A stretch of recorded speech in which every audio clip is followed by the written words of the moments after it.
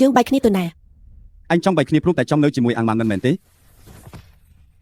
ចិនអ៊ីហ្វានថ្ងៃនេះខ្ញុំពិតជាស្គាល់អញច្បាស់ហើយអញគ្រាន់តែជាមនុស្សប្រុសធម្មតាម្នាក់ប៉ុណ្ណោះក៏សកម្មហារីករបស់ឯងរីករាលដាលយូរហើយ ចុះពីពេលនេះទៅនៅតំបន់លោហិតឯងត្រូវតែអានក្បាលរស់នៅ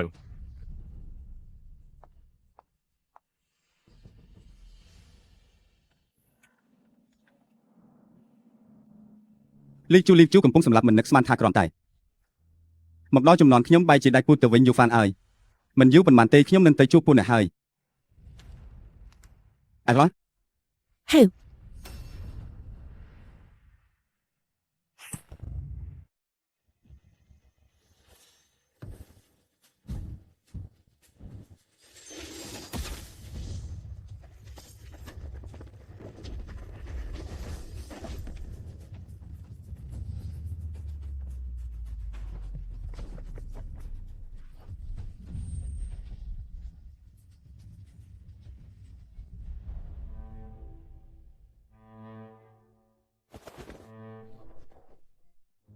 ព្រះអង្គកំចាស់ព្រះអង្គកំពុងតែធ្វើបាបខ្លួនឯងមែនទេ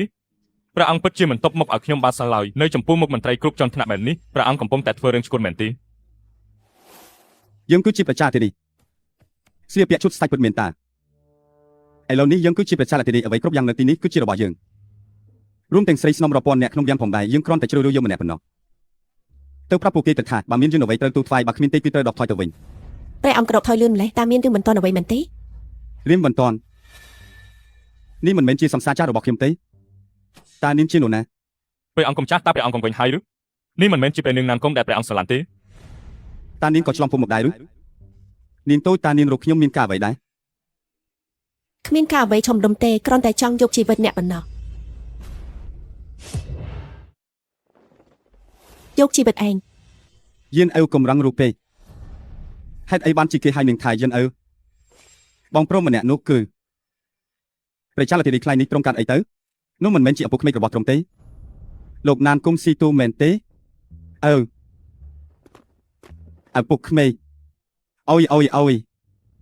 ពិតជាមានរូបរាងសន្តាគួរឲ្យគោរពមែនមានអរិយាប័ត្រថ្លៃថ្នូររូបរាងមិនធម្មតាចុះបើពួកយើងទាំងពីរអ្នកស្វាធ្វើជាបងប្អូននឹងគ្នាទៅអញប្រាប់កូនស្រីអញកុំឲ្យសម្លាប់ខ្ញុំអី ព្រះអង្គនេះមិនអាចធ្វើបានទេទ្រង់ធ្វើបែបនេះគឺធ្វើឲ្យខ្ញុំបំរើចាំម្នាក់នេះខ្មៅយ៉ាងណាស់យើងអើនៅក្មេងមិនប៉ុននឹងក្រីទេទ្រង់គូតែអធិស្ឋានឲ្យនេះបន្តិចទៅ យានអើជាប្រពន្ធខ្ញុំអត់ទេគឺជាស្នាមសំណាប់របស់ខ្ញុំ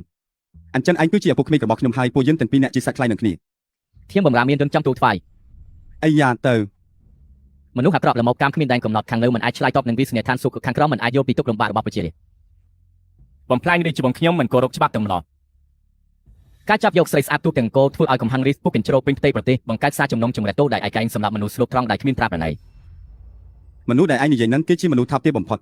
មកប្រាប់ខ្ញុំមកគេជាអ្នកណា មនុស្សដែលទូបង្គំនិយាយនេះគឺពិតជាព្រះអង្គកែងហើយព្រះអង្គកំចាស់ ព្រះអង្គកំចាស់តើព្រះអង្គសុខចិត្តដាក់រីកដោយខ្លួនឯងវាចង់ឲ្យពួកយើងបង្ខំឲ្យព្រះអង្គចុះចេញពីតំណែង លោកមន្ត្រីអាយលោកមានឋានៈត្រឹមណាទៅតើព្រះអង្គនៅមានជំរឿអ្វីផ្សេងទៀតដែរឬ និយាយស្អីហ្នឹងចាប់យកដៃប្រជាជនទីនេះមកពួកឯងស្ដាប់អីហ្នឹង ឲ្យខ្ញុំមកពួកឯងចង់សម្លាប់ខ្ញុំមែនទេបើនៅសម័យបុរាណអត់ទេបើនៅសម័យទំនើបនេះគឺជារឿងមិនគោរពគ្នាខ្លាំងណាស់ត្រូវកាត់ក្បាលចោលហើយ ឈឿនបាសានតើលោកនៅមានជំរឿអ្វីទៀតទេ មេតបធំបានបញ្ជូនកងទ័ព 100000 នាក់មកឈរជើងនៅចម្ងាយ50 លីដើម្បីមកធ្វើបុណ្យសព មានតបធម្មអ្នកនេះជាបាក់ពួកយើងមែនទេមិនក៏មកធ្វើបន់សັບទៅវិញគឺមួយឪពុកខ្ញុំស្លាប់ហើយ ព្រះអង្គកំចាស់មេតបធម្មម្នាក់នេះមិនមែនជាបងប្អូនក្នុងកាត់ដែលកាត់ពីឪពុកតែមួយជាមួយព្រះអង្គទេ បងប្អូនខ្ញុំមកជួយខ្ញុំហើយកងទ័ព 100000 នាក់គ្រាន់តែម្នាក់ស្ដោះទឹកមាត់ដាក់ក៏អាចលងពួកឯងស្លាប់បានដែរ ចុះតើព្រះអង្គមិនគិតថាព្រះអង្គសប្បាយចិត្តលឿនពេកទេមេតបធំបាននាំទ័ព 100000 នាក់មកឡំព័ទ្ធទីក្រុងហើយគេមកនេះគឺដើម្បីដណ្ដើមរាជបល្ល័ង្កនិងក្បាលរបស់ទ្រង់នឹងឯង កងទ័ពមួយសែនអ្នកនេះមកពីណា ប្រហែលជាព្រះរាជបញ្ជាចុងក្រោយរបស់អតីតស្ដេចហើយមើលទៅ បើថ្ងៃនេះឯងមិនព្រមដាក់រីកទេខ្ញុំនឹងប្រើឈាមឯងដើម្បីបូជាដាវរបស់ខ្ញុំ យានមេតបវ័យក្មេងនេះដឹកនាំទ័ពមួយសែននាក់រឿងខ្លះគ្រាន់តែមិនប្រកាសថាពិតទេត្រូវតែឃើញផ្ទាល់ភ្នែកទៅជឿ អញ្ចឹងបងធំមានយោបល់ល្អអ្វីដែរ លោកឪពុកនេះជាឱកាសចុងក្រោយហើយមិនអាចស្ទាក់ស្ទើរទៀតបានទេ ណានគង់អាយហ្វៃ ឯងចង់សម្លាប់ខ្ញុំឲ្យបានមែនទេ រឿងនេះឯងមិនអាចបន្ទោសខ្ញុំបានទេខ្លីនេះបើមិនឯងស្លាប់គឺខ្ញុំស្លាប់ យើងនឹងអញ្ជើញមេតបវ័យក្មេងឲ្យមកតែម្នាក់ឯងទី1គឺដើម្បីចូលរួមរំលែកទុកទី2គឺដើម្បីបញ្ចេញការពិតនិងការកុហក បើគេមកគឺបញ្ជាក់ថាគេគ្មានអ្វីលាក់បាំងទេតែបើគេមិនហ៊ានមកឬក៏នាំតបមកនោះគឺគេបាបរហើយស្លាប់ក្នុងដៃអ្នកណាក៏សុទ្ធតែស្លាប់ដូចគ្នា លោកឪពុកចុះខ្លីនេះយើងនឹងទុកគេឲ្យរួចខ្លួនមែនទេ ណានគង់ឯហ្វៃឯងមិនអាចសម្លាប់ខ្ញុំបានទេបើឯងហ៊ានសម្លាប់ខ្ញុំនោះគេនឹងមានលេកំចាត់ពួកឯងទាំងអស់គ្នាហើយក ុំស្មានថាមានមេតបធំហើយអាចគេងលក់ស្រួលបានណាខ្ញុំអាចយកជីវិតឯងបានគ្រប់ពេលមានចំអី រុញបន្តិចទៅរុញបន្តិចទៅឈប់ទៅឈប់ទៅអើថ្ងៃនេះព្រះអង្គកាត់អីទៅធ្វើឲ្យខ្ញុំបំរើចាស់នេះភ័យស្លន់ស្លោស្ទើរតែស្លាប់ហើយនាងសិនតែយើងត្រូវធ្វើអ្វីបន្តទៀត បងប្រុសបាន បង្វិលបានក៏ល្អដែរតែឲ្យតែមិនបង្វិលចំសង្សារចាស់របស់ខ្ញុំគឺបង្វិលចំស្រីណាក៏បានដែរអ្នកណានៅទីនោះព្រះចៅលធារីចំបង្វិលបានហើយបង្វិលចំស្រីណាក៏បានដែរគ្រាន់តែធ្វើឲ្យសង្សារចាស់របស់ខ្ញុំគិនលេងមិននឹកស្មានថាក្នុងជាតិនេះគេបែរជាអាចលើកខ្ញុំទៅវិញសាហាវជាងកូនចែកក្នុងជាតិមុនទៅទៀតខ្ញុំត្រូវតែរកវិធីហើយហេមិនក៏យឺតយ៉ាវម្លេះខ្ញុំទើបតែមានអារម្មណ៍ចង់លេងបន្តិចសោះ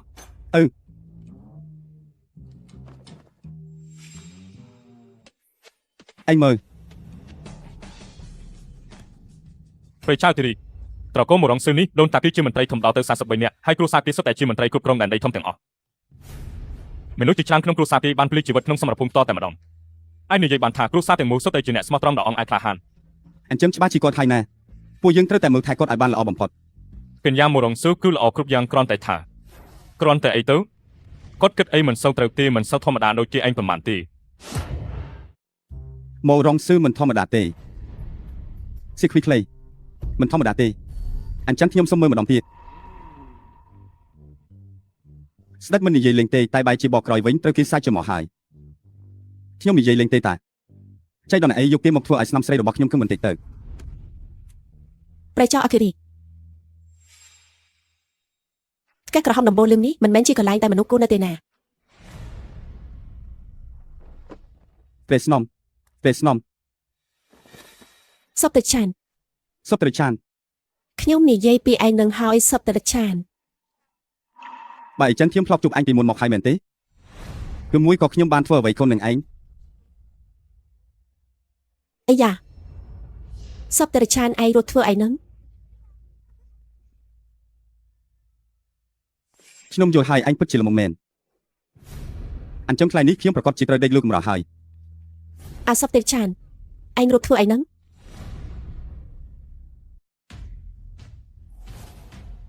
យឹមការធ្វើប្រហែលរបស់អញថ្ងៃនេះស្ទើរតែបំផ្លាញគេដំណើរដែលត្រកូលណានគង់របស់យើងបានកសាងអស់រាប់រយឆ្នាំទៅហើយខ្ញុំបានប្រាប់ឯងម្ដងហើយម្ដងទៀតថាធ្វើអ្វីត្រូវតែប្រយ័ត្នប្រយែងកុំឈាមឆាវពេក សម្រាប់គេគឺងាយស្រួលដូចសម្រាប់មន់នឹងចំជាមួយនឹងអំណាចរបស់តកូលណានគូរបស់យើងថាអ្នកណានៅក្នុងរាជធានីយើងមិនស្ដាប់ទៅ មានមនុស្សម្នាក់មិនស្ដាប់ អ្នកណា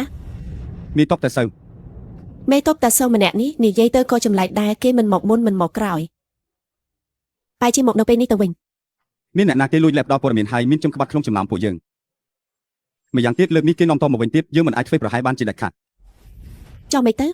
យើងនឹងប្រយុទ្ធដល់សោះ កុំឈាមឆាវមើលទៅដល់ពេលដែលត្រូវលេងល្បិចមួយទៀតហើយ គឺជាតិកនោះមែនទេ ក្មេងកំសាកឈិនប៉ាស៊ីម្នាក់នេះលោកតាពិតជានឹងលេងជាមួយឯងឲ្យបានល្អហើយលោកតាលីមិនណែទីនេះទេតោះទៅយ៉ាងណាសិស្សរបស់ខ្ញុំគឺមរងសិលទីបំផុតក៏អាចលេងជំរះភាពយុទ្ធធម៌បានហើយអញហ៊ានយកដាវចំអោប្រជាលធារីនៅមុខមន្ត្រីទាំងអស់ឬត្រកូលណានគង់និងត្រកូលមរងបានប្រយុទ្ធគ្នាអស់រាប់រយឆ្នាំហើយណានគង់ហាប់ធានអាចចុះចំណាននោះហ៊ានមានគំនិតអាក្រក់មកលើអញពេលអញចេញបញ្ជាកងទ័ពត្រូវនៅស្ងៀមវឹកហាត់ធម្មតាហើយវាស្គរចេញច្បាំងរាល់ថ្ងៃបាទឥឡូវនេះគឹងកោលូឆាំងគ្រប់ទីកន្លែងសុទ្ធតែគ្រោះថ្នាក់បើជួបផ្លូវតឬស្ថានភាពអស់សង្ឃឹមខ្ញុំនឹងរត់ទេ ថ្វាយបង្គំព្រះចៅអគិរី នាងជាអ្នកណា ទូបង្គំជាអ្នកបម្រើរបស់ព្រះមហាក្សត្រយានីណានគង់ឃើញព្រះអង្គកំពុងទស្សនាការនៅទីនេះក៏ចូលមកថ្វាយបង្គំ មានអ្នកបម្រើនៅមុខអញហើយឱកាសសំសិទ្ធមិនមែនមកដល់ហើយឬ អញពិតជាមានភ្នែកមុតមែនអញកំពុងសិក្សាទ្រឹស្ដីទំនាក់ទំនងរបស់ Einstein នៅទីនេះ ទ្រឹស្ដីកំណាក់ទំនោរ គឺទំនាក់ទំនងរវាងពេលវេលាលំហន់និងវិមាត្រទាំង3 ព្រះអង្គម្ចាស់ទូបង្គំមិននឹកស្មានថាព្រះអង្គមានចំណេះដឹងជ្រៅជ្រៅយ៉ាងនេះសោះ អញក៏មានការសិក្សាខ្លះអំពី Shakespeare និង Goethe ដែរ តើអាចសូមព្រះអង្គនិពន្ធមួយបទនៅទីនេះបានទេ ទីជាយ៉ាងខាងក្នុងផ្ទះមានមនុស្សរាប់ពាន់នាក់តាក់កណ្ដាលអាធាតខ្មៅមកគូទ្វារភ្នូថ្មីចំនួនក្រោយជំនួសភ្នូចាស់ចំនួនមុនភ្នូហើយភ្នូទៀតដំលាភ្នីចប់នឹងទ្វារគោខាងត្បូង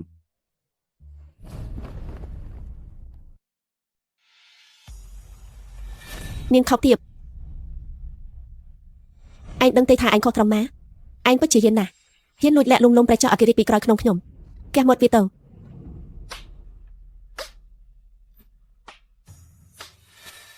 ព្រះនាងម្ចាស់ខ្ញុំបាត់ដឹងកំហុសហើយសូមព្រះនាងម្ចាស់មេត្តាប្រោសប្រណីផងតែសារតែឯងបានបម្រើខ្ញុំជាច្រើនឆ្នាំមកហើយខ្ញុំនឹងលើកលែងទោសឲ្យឯងមួយគ្រាទៅចុះតែបើខ្ញុំចាប់បានម្ដងទៀតនោះខ្ញុំនឹងរកកន្លែងហុំស៊ុយល្អមួយគប់ឯងចោលតែម្ដង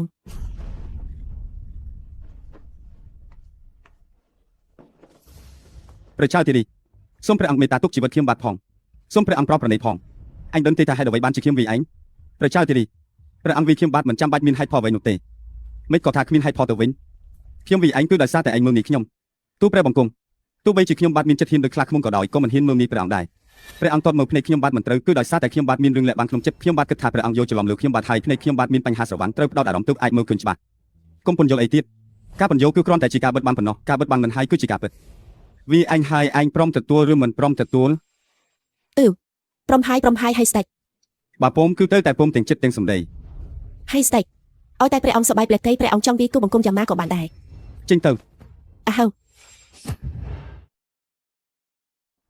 អាខ្ញុំគិតជាឆ្កែមួយរួមទូតែប៉ុណ្ណឹងក៏ធ្វើមិនកាត់ធ្វើឲ្យយើងខ្មាស់គេអស់ហើយ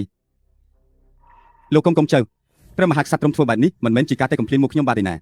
គឺទ្រង់កំពុងតែកំភ្លាមមុខលោកកុំទេតាយើងឲ្យអញទៅចាំខ្លំមើលចុះហាញវិញគ្មានការប្រយ័ត្នប្រយែងសំបីតែបន្តិចនិយាយមកលៀបភ្នែកឆ្វេងឬក៏លៀបភ្នែកស្ដាំភ្នែកឆ្វេងរបស់ខ្ញុំបាទមើលមិនសូវច្បាស់ទេហើយភ្នែកស្ដាំវិញកំពុងតែហូរទៅភ្នែកលោកកុំចៅឬក៏បែបនេះទៅខ្ញុំបាទនឹងតបភ្នែកទាំងគូនេះដើម្បីបន្តជួយលោកកុំក្រំមើលបន្តទៀតយើងទប់ជីវិតឆ្កែរបស់អញមួយរយៈសិនចុះអរគុណលោកកុំចៅដែលបានលើកលែងជីវិតចេញទៅមើលទៅព្រះមហាក្សត្រទ្រង់សំស័យមកលើយើងហើយ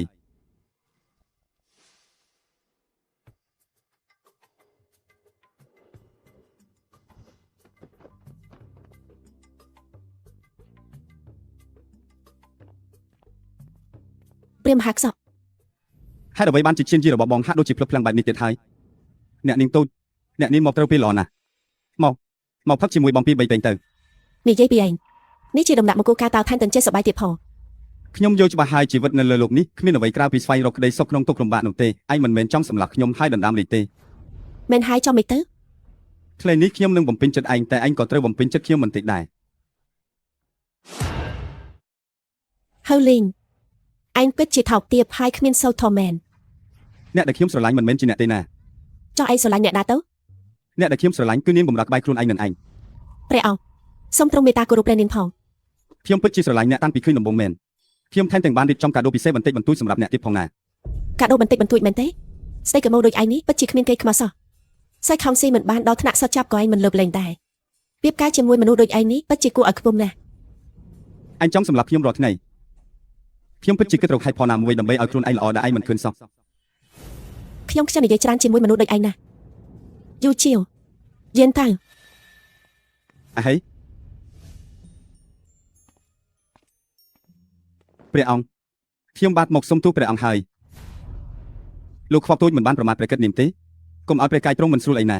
ព្រះកាយខ្ញុំនៅល្អណាស់រាល់ព្រឹកសុទ្ធតែរឹងមាំដូចបង្គោលមេឃចង់លោកមានតបធំមានដំណឹងអ្វីទេលោកមានតបធំឥឡូវនេះពួកគេបានបោះជំរំនៅចំណាយ50លីពីក្រៅទីក្រុងហើយរាល់ថ្ងៃគេវាយស្គរឡននៅកងរំពងហើយរៀបចំតបហាក់ដូចជាមានបំណងចង់វាយលោកទីក្រុងទំហើយចាយឡានេះយើងគួរធ្វើម៉េចទៅស្ថានភាពឥឡូវនេះមានបញ្ហាទាំងក្នុងទាំងក្រៅខ្ញុំគិតថាមុននឹងដោះស្រាយបញ្ហាក្រៅត្រូវដោះស្រាយបញ្ហាផ្ទៃក្នុងសិនហើយអ្វីត្រូវដោះស្រាយបញ្ហាផ្ទៃក្នុងខ្ញុំមិនអីផងហ្នឹង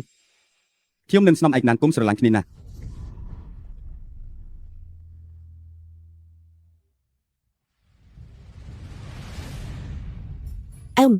ឆ្នៃណាស់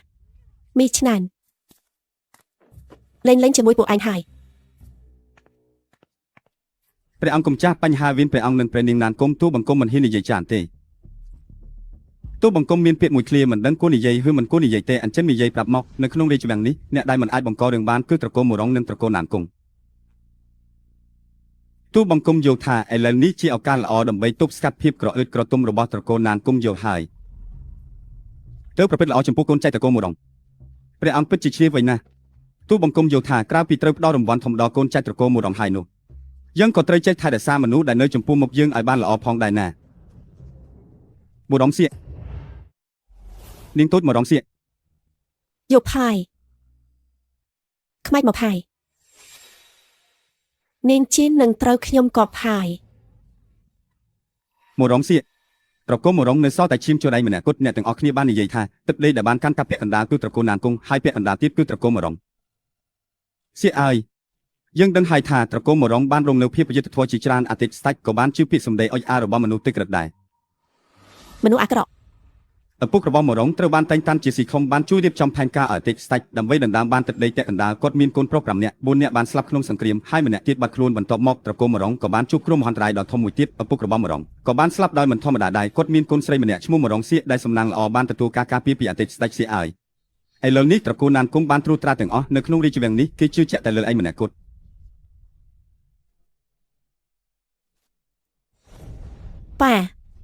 ប៉ាចាក់ចេញពីកូនទៅហើយស្លាប់នៅសម្រាប់ភូមិទៅហើយហាំ សួរអើអើយនឹងលេងមានអ្នកណាហ៊ានធ្វើបាបអញទៀតហើយណាអញធ្លាប់ឃើញមេតបចិនពេមករងជួយទេហើយគាត់ជាបងប្អូនជីដូនមួយរបស់អញពីចំណែកតើគាត់បានដឹកនាំទាហាន 50000 នាក់ការពារព្រំដែនតែឥឡូវនេះគាត់ជាមនុស្សតែម្នាក់គាត់ដែលអាចទប់ទល់នឹងមេតបតែសាបានឥឡូវនេះមានតែគាត់ទេដែលអាចជួយជាបំបីភាពជាប់ទាំងនេះបានខាងក្នុងមានត្រកូលណានគង់បង្ខំខ្ញុំដាក់រីកខាងក្រៅមានមេតបតែសាមកដណ្ដើមអំណាចទៀតនេះក៏គ្មានវិធីផ្សេងដែរល្អហើយខ្ញុំដឹងហើយ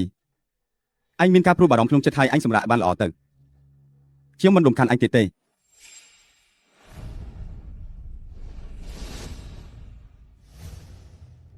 មិននឹកស្មានថាដូនតាខ្ញុំក៏ត្រូវប្រពន្ធដេញសម្លាប់ដែរ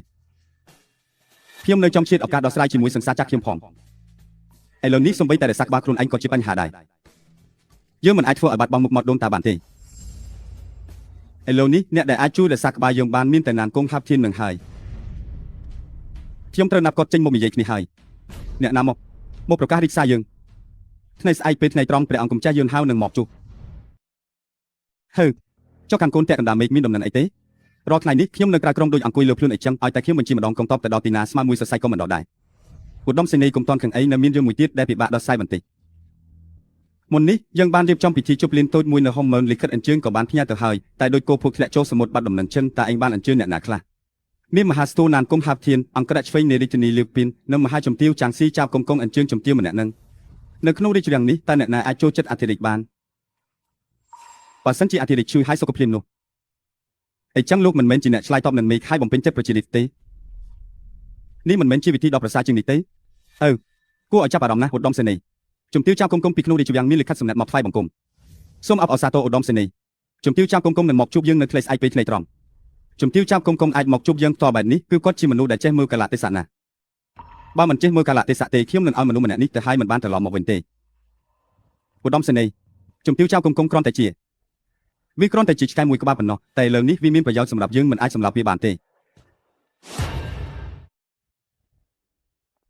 ពិតជាមិនខមមែនជាគៀបក៏លេខ1របស់នគរលោហិតមែនបាទធានហោអញសុំណែនាំអញបន្តិចមេតបធំការពារនគរមេតបធំដាសាវជើគឺធូមានរឿងអីបាទធានហោរឿងរុះមិនធ្វើតាមច្បាប់ទម្លាប់មេតបអញចូលចិត្តចរិតអញណាស់យកលុយគេជួយគេដោះស្រាយបញ្ហាអ្នកណាឲ្យលុយអញអ្នកនោះហើយជាបងធំរបស់អញពិតជាមិនខមមែនជាគៀបក៏លេខ1របស់នគរលោហិតមនុស្សដូចអញមិនត្រូវការគិតយូរទេត្រូវការតែផលប្រយោជន៍ប៉ុណ្ណោះលីគេថាមិនប្រកបទេឃើញខ្ទប់ភ្នែកទើបជឿមិនដឹងថាមេតបអញមានឱកាសបានឃើញស្នាដៃជាកលេខ1របស់អញរត់ទេដាវូយីង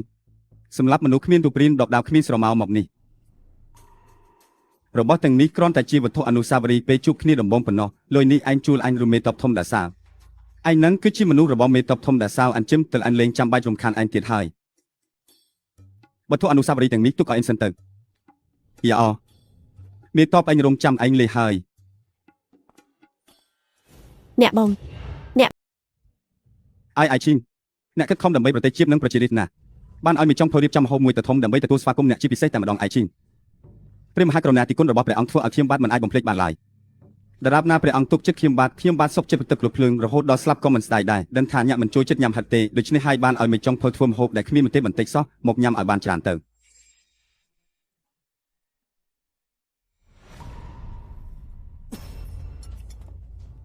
ព្រះអង្គលើកដំកើងខ្ញុំបាទពេកហើយព្រះអង្គយកចិត្តទុកដាក់ចំពោះខ្ញុំបាទខ្លាំងណាស់ខ្ញុំបាទមិនដឹងយកអ្វីមកដប់ស្នំព្រះគុណព្រះអង្គវិញទេតបរាប់សែនអ្នកនៅក្រៅក្រុងកំពុងឡោមព័ទ្ធក្រុងតែខ្ញុំបាទមិនអាចជួយព្រះអង្គបានខ្ញុំបាទពិតជាសំនឹងស្លាប់10000ដងណាអាយឈីងពាក្យសម្ដីរបស់អ្នកធ្វើឲ្យចិត្តរបស់កកក្ដៅណាស់នគររាជសារមួយនេះមានអ្នកហើយក៏អាចកេងលក់ស្រួលដោយគ្មានកង្វល់អ្វីទៀតដែរចាក់ស្រែណាមិនអីទៅខ្ញុំបាទមានបាទខ្ញុំបានធ្វើបាយកែវដោយអចេតនាទេបាទសូមព្រះអង្គដាក់ទោសទូបង្គំទៅចុះព្រះអង្គត្រូវតែថែរក្សាព្រះកាយឲ្យបានល្អណាប្រទេសរាសៈរបស់យើងនេះគ្មានអ្នកណាក៏បានដែរតែមិនអាចគ្មានព្រះអង្គបានទេណាបើគ្មានយើងមិនមែននៅមានអញទេព្រះអង្គមានព្រះបន្ទូលលេងសាច់ហើយខ្ញុំបាទចាស់ចដណាហើយខ្លាចតែមិនយូរទេខ្ញុំបាទនឹងស្លាប់ហើយ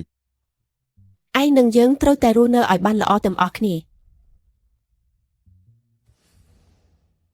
លើកនេះខ្ញុំបាទក៏បានលះបង់អស់ហើយពាក់អាវខ្លាខ្ញុំសង្ឃឹមថាមេតបធំមិនមែនជាមនុស្សរមងខ្លាចទេលោកពុកមិនខ្លាចនឿយហត់មកនេះគឺជាកិត្តិយសរបស់មេតបយ៉ាងហើយមេតបធំគឺជាសត្រូវរបស់ប្រទេសរាសៈយើងលើបនេះខ្ញុំបាទក៏តំណាងព្រះចៅអធិរាជមកដែរដើម្បីសាកសួរសុខទុក្ខលោកពុកអាចតំណាងព្រះចៅអធិរាជបានឬលោកពុកលើកនេះយើងគ្រាន់តែនិយាយរឿងគ្រួសារមិននិយាយរឿងប្រទេសជាតិទេត្រូវហើយលោកពុកចៅបានឃើញគាត់ធំធាត់បន្តិចម្ដងរហូតបានខ្លាចជាមេតបនេះសង្ឃឹមថាពេលនៅរស់តែងតែសរសើរលោកពុកចៅជានិច្ចនិយាយទៅយើងសុទ្ធតែជាមនុស្សគ្រួសារតែមួយទេនិយាយពីអតីតស្ដេចទៅឲ្យទឹកភ្នែកខ្ញុំបាទនេះវាហូរមិនចេះជប់សោះនិយាយពីព្រះអង្គកម្ចាស់សៀនខ្ញុំក៏ជឿចាប់ណាស់ដែរការសោកស្ដាយបំផុតរបស់ខ្ញុំគឺមិនបានជូនដំណើរព្រះអង្គកម្ចាស់សៀនជាលើកចុងក្រោយដោយផ្ទាល់ដៃថ្ងៃចុងក្រោយរបស់ព្រះអង្គកម្ចាស់សៀនរាល់ថ្ងៃត្រង់នឹកបំផុតគឺមេតបតាសាប់ណារាល់ថ្ងៃត្រង់តែងតែស្រែកហៅឈ្មោះលោកបើតាឲ្យកូននឹកបើតាណាសូមវិញ្ញាណក្ខន្ធព្រះអង្គកម្ចាស់សៀនជួយថែរក្សាកូនចៅតកូលឈិនរបស់ខ្ញុំផងព្រះអង្គកម្ចាស់សៀនមានវិញ្ញាណក្ខន្ធនៅស្ថានសួគ៌ក៏ទ្រង់អាចបិទភ្នែកបានហើយលោកឪពុកចៅបងប្រុសខ្ញុំសុខសប្បាយទេប៉ុន្មានថ្ងៃនេះព្រះចៅអធិរាជប៉ុន្មានថ្ងៃនេះព្រះកាយមិនសូវស្រួលទេព្រះចៅអធិរាជមានទឹកការច្រើនណាស់បើនៅតែមិនទៀងទាត់បែបនេះមិនយូរមិនឆាប់ទេទ្រង់នឹងហត់នឿយរហូតដល់ស្លាប់ហើយតាំងពីព្រះអង្គកម្ចាស់សៀនសោយទីបំមកព្រះចៅអធិរាជរាល់ថ្ងៃលំនឹងស្រីស្រាបើបន្តបែបនេះទៀតខ្ញុំគិតថាប្រកាសជាមានបញ្ហាធំហើយព្រះចៅអធិរាជពេលថ្ងៃមានទឹកការច្រើនណាស់ពេលយប់ក៏មិនដែលបានសម្រាប់ដែរឥឡូវនេះនគរលោកចាជាការគម្រាមកំហែងពីខាងក្រៅធ្វើបែបនេះតើឲ្យសម្មុខនឹងការលះបង់របស់អតីតព្រះមហាក្សត្រយ៉ាងម៉េចទៅតើធ្វើម៉េចនឹងអាចសំគុណដល់ព្រះអង្គកម្ចាស់ឆៃបានទៅនឹងហើយមែនទេត្រឹមតែត្រកូលណែនកំមួយនេះក៏ធ្វើឲ្យព្រះចៅអធិរាជជាក្បាលខ្លាំងដែរចុះនៅមានមរំខោដែលស្លូតត្រឹមម្នាក់នោះទៀតដែលត្រូវមើលថែធ្វើជាព្រះចៅអធិរាជពិតជាពិបាកណាស់បរមខោដែលអ្នកនិយាយហ្នឹងគឺជាកូនស្រីពើរបស់ត្រកូលម្ដងមែនទេត្រូវហើយក្មេងស្រីម្នាក់នេះពិតជាមានវាសនាអភ័ព្វណាស់បងប្រុសទាំង4នាក់ស្លាប់ក្នុងសមរភូមិបងប្រុសម្នាក់ទៀតបាត់ខ្លួនឯពុកម្ដាយក៏ស្លាប់ក្នុងអតិភ័យទៀតត្រកូលម្រងដែលធំធេងម្លេះឥឡូវនៅសល់តែនាងម្នាក់គត់លោកយ៉ាវដែលខំប្រឹងប្រែងកន្លងមកមួយពេលនេះខ្ញុំសូមគោរពជូនលោកមេតបសូមអញ្ជើញលោកយ៉ាវអាចមកបានខ្ញុំពិតជាដឹងគុណក្នុងចិត្តណាស់លោកយ៉ាវគឺជាមនុស្សដែលគួរឲ្យទុកចិត្តបាន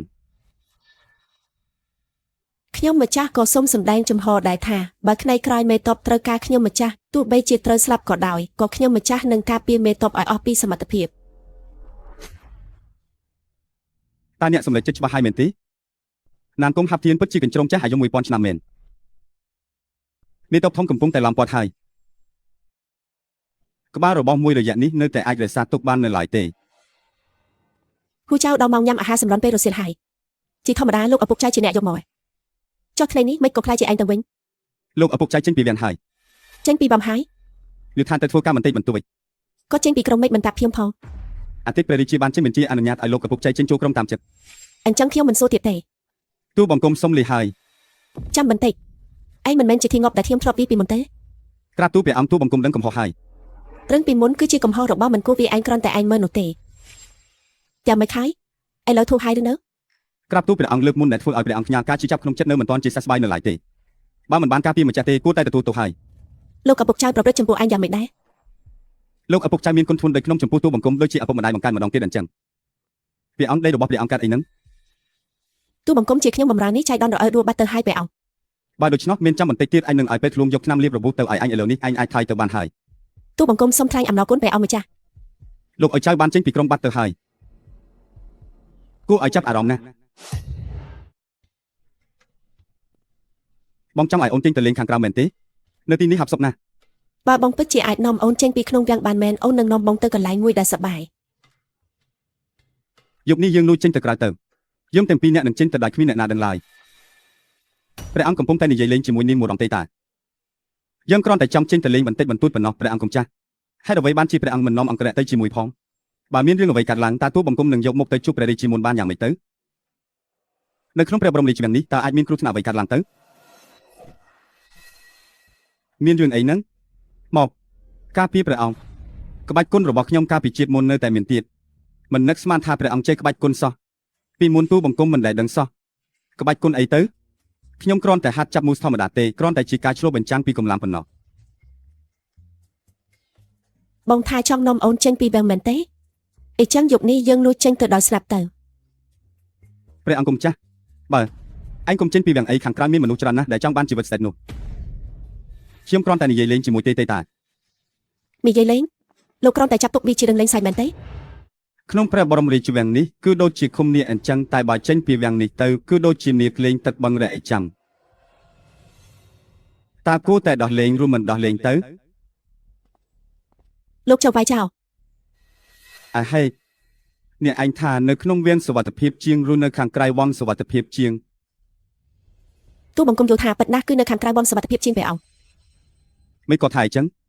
អញ្ចឹងព្រះអង្គគិតមកព្រះចៅអគ្គរាជនៅក្នុងដាមេគឺដូចជាគោលដៅដែលគេចង់បានគ្រប់គ្នាអញ្ចឹងតែបើព្រះអង្គចេញទៅខាងក្រៅវិញគឺគ្មានអ្នកណាស្គាល់ព្រះអង្គទេណាអញ្ចឹងវាមិនកាន់តែមានសុវត្ថិភាពទេ ក៏សំហេតុផលដែរអញ្ចឹងអ្នកឯងគិតថាសុវត្ថិភាពរបស់អធិរាជសំខាន់សម្រាប់ខ្ញុំឬគ្រោះថ្នាក់របស់អធិរាជសំខាន់ជាង ទូបង្គំមិនហ៊ានបញ្ចេញមតិផ្ដេសផ្ដាស់ទេព្រះអង្គ ជួយខ្ញុំចូលក្នុងបន្ទប់ខ្ញុំមានរឿងមួយចង់ប្រាប់អ្នកឯង បាទព្រះអង្គ ត្រូវតែធ្វើវាឲ្យបានល្អឥតខ្ចោះមិនអាចមានកំហុសបន្តិចបន្តួចបានឡើយ បាទ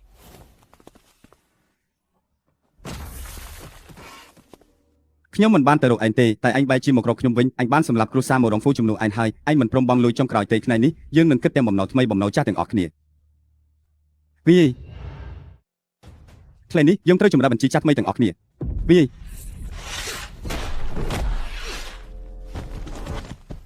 ឪពុកខ្ញុំមិនទុកឯងទេសង្ឃឹមថាជាតិក្រោយឯងនឹងរក្សាពាក្យសន្យាស្ញាប់បន្តិច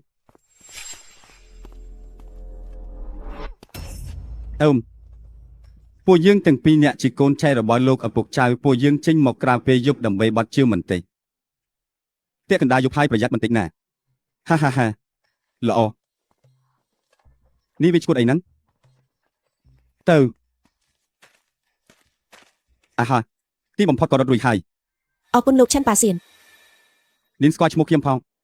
ខ្ញុំក៏ដឹងថាអ្នកមានអាកំបាំងច្រើនដែរ ហាក់ដូចជាមិនដូចពីមុនសោះធម្មតាឯងតែងតែធ្វើពុតជាឈួតលីលី បើមិនធ្វើពុតជាល្មមមិននឹងរੂបានដែរឥឡូវ សំបីតែខ្ញុំក៏មើលមិនឃើញដែរ តែម៉ាក់មីងអើយជីវរស្បថាត្រូវតែរកឃាតករឲ្យឃើញហើយសំសឹកឲ្យឪពុកម្ដាយឲ្យបានបើមិនបានសំសឹកទេមួយជីវិតនេះខ្ញុំនឹងមិនរៀបការឡើយ ឯងស្វាអីក៏ប៉ុនម្លេះហ្នឹងបើឯងសំសឹកមិនបានមួយជីវិតឯងមិនរៀបការមួយជីវិតមែនទេ បើមិនបានសំសឹកទេខ្ញុំស្បថាមិនមែនជាមនុស្សទេ ចុះពួកយើងត្រូវធ្វើអ្វីបន្តទៀត តាមលោកគ្រូរបស់ខ្ញុំ ឯងនៅមានលោកគ្រូទៀត ចុះពីពេលនេះទៅស្ដាប់តាមខ្ញុំទៅ តាមខ្ញុំមកម្ចាស់កត្រីជីពេលនាងបានបណ្ដាយឲ្យមករងសួររត់រួចទៅហើយ ចុះបរោះដែលនៅក្បែរនាងនោះវិញ ក៏រត់មកថ្ងៃ ហ៊ានបណ្ដាយឲ្យនាងរត់រួចទៅវិញពិតជាខ្ញុំមើលស្រាលនាងពេកហើយ ម្ចាស់កត្រីតែឡូវនេះយើងគួរធ្វើដូចម្តេចទៅ បន្តតាមសម្រាប់គុំទុកជីវិតនរណាម្នាក់ឲ្យសោះ បាត់ចាស់សោះ ម្ចាស់កត្រីតែយើងពិតជាក្រកំចាប់ពួកវាអស់គ្មានសោះមែនទេការកាត់ស្មៅនេះត្រូវតែនគរស្គាល់វាចោលនៅក្នុងវាំងខ្ញុំមិនអាចធ្វើអ្វីគេបានទេខ្ញុំមិនជឿទេថាពេលចេញផុតពីវាំងហើយនៅតែមិនអាចសម្លាប់គេបាននោះ មិនថាម្ចាស់កត្រីធ្វើអ្វីទេទូបង្គំនៅតែស្មោះត្រង់នឹងព្រះនាមជានិច្ច លោណា នៅក្រមទស្សនអាងរបស់ខ្ញុំមានសម្បត្តិមួយច្បាប់ឯងយកវាទៅដាក់ក្នុងបន្ទប់របស់មូរុងសឺទៅខ្ញុំមានបំណងរបស់ខ្ញុំត្រកូលណានគង់និងត្រកូលមូរុងរបស់ខ្ញុំលើកនេះត្រូវតែបញ្ចប់រឿងឲ្យដាច់ស្រេច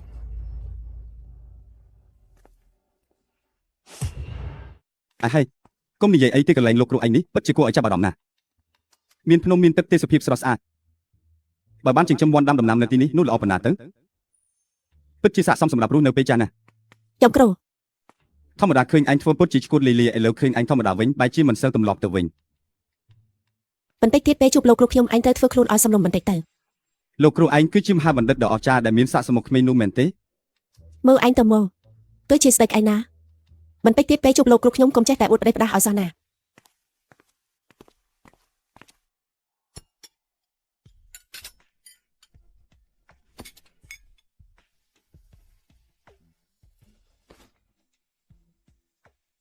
វ៉ាអញមកខុសពេលហើយមើលទៅ លោកគ្រូមានបន្ទូលអីចឹងខ្ញុំរងចាំលោកគ្រូយូរហើយតើ កូនអើយថ្ងៃនេះលោកគ្រូឡើងភ្នំទៅរកខ្លាំហើយ មកនេះជំរាបសួរលោកគ្រូទៅ ជំរាបសួរលោកគ្រូអ្នកនេះជាខ្ញុំឈ្មោះចិន លោកគ្រូឲ្យគាត់ថាអាដាយទៅបានហើយ អាហោះអាដាយប្រហែលជាល្មងមែនហើយមើលទៅឈ្មោះល្អណាស់អាដាយពួកឯងទាំងអស់គ្នាត្រូវប្រមូលស្មារតីឡើងពេលវាចូលរាជធានីបានហើយទ្រព្យសម្បត្តិយើងចែកគ្នាស្មើគ្នាចំណែកស្រីវិញបងប្អូនចង់រើយកអ្នកណាក៏បានដែរសម្រាប់ហាត់សំឡាងហឺមានការអីប្រជាអធិរាជបានយាងចេញពីវាំងការពីយប់មិននេះពិតជាព្រះជួឈាមហើយចេញពីក្រុមហើយខ្ញុំនឹងសម្លាប់ពួកវាដោយសម្លាប់ស្រមោចមួយក្បាលឯចឹងតាមការរាយការណ៍របស់ចាបុរសឥឡូវប្រជាអធិរាជគង់នៅព្រៃសៃទូតមួយចំណាយ10លានពីព្រះបរមរាជវាំងប្រជាអធិរាជយាងចេញពីវាំងនៅពេលដ៏សំខាន់បែបនេះហានទាំងនាំមនុស្សម្នាក់ទៅទៀតតើអាចមានគម្រោងការសណិតអីទៅមនុស្សម្នាក់នាំព្រៃសៃអធិរាជដែលគ្មានប្រយោជន៍ម្នាក់ទៅតើអាចបង្កបញ្ហាអ្វីកាត់ទៅនៅមានដំណឹងមួយទៀតបុត្រទី2របស់ណានគង់ហាប់ធានគឺណានគង់ជីងវៃត្រូវបានគេសម្លាប់ហើយអ្នកណាហ៊ានដល់ថ្នាក់នេះ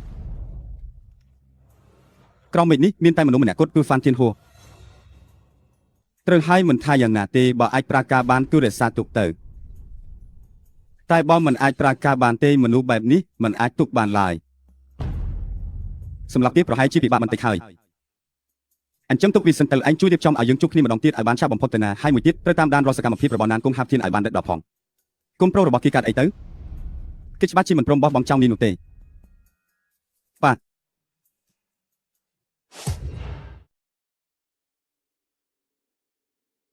លោកម្ចាស់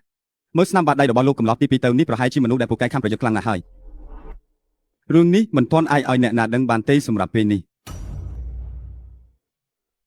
ឯងកុំផ្សាយដំណឹងនេះឲ្យសោះពិសេសគឺកុំឲ្យណានគង់យិនដឹងឲ្យសោះណាគេប្រកាសជានឹងធ្វើឲ្យរមីល្បីពេញទីក្រុងមិនខានល្អហើយ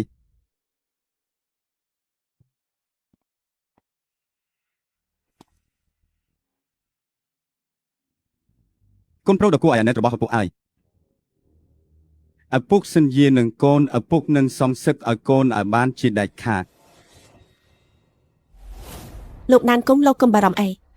ចៅវាយរបស់ពួកយើងបាននិយាយឲ្យថាត្រកូលណានគុំមានគុណធម៌ចំពោះគាត់ត្រាប់ណាលោកណានគុំនិយាយមិនថាមនុស្សឬព្រះពុទ្ធមកខុសទេគាត់នឹងសម្លាប់ទាំងអស់ ជួយអរគុណចៅវាយរបស់ឯងចំនួនខ្ញុំផង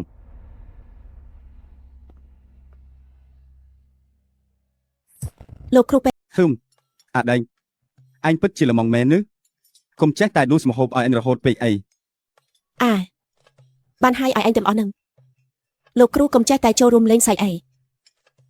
អាដែងនេះពិតជាល្អមែនហើយថែមទាំងមានរូបរាងជាអ្នកមានបនស័ក្តិទៀត មែនហើយលោកគ្រូកាលពីក្មេងគ្រូទាយថាខ្ញុំមានរូបរាងជាអធិរាជ ឯងថាឯងមានរូបរាងជាអធិរាជឯងមើលអធិរាជនេងកូរីកនោះទៅមកឥឡូវនេះត្រង់រស់នៅអន់ជាងជ្រូកឆ្កែទៅទៀត មិនក៏អធិរាជអាចរស់នៅអន់ជាងជ្រូកឆ្កែទៅកើត ខ្ញុំបានសង្កេតមើលតារានិកនៅពេលយប់ផ្កាយធំស្រអាប់ផ្កាយដណ្ដប់ក៏គ្មានពលឺដែរនេះជាប្រភ្នូអាក្រក់ណាស់ប្រកាសជាមានរឿងវឹកវរទំហើយពេលនគរវឹកវរអ្នកដែលរងគ្រោះគឺប្រជានេះ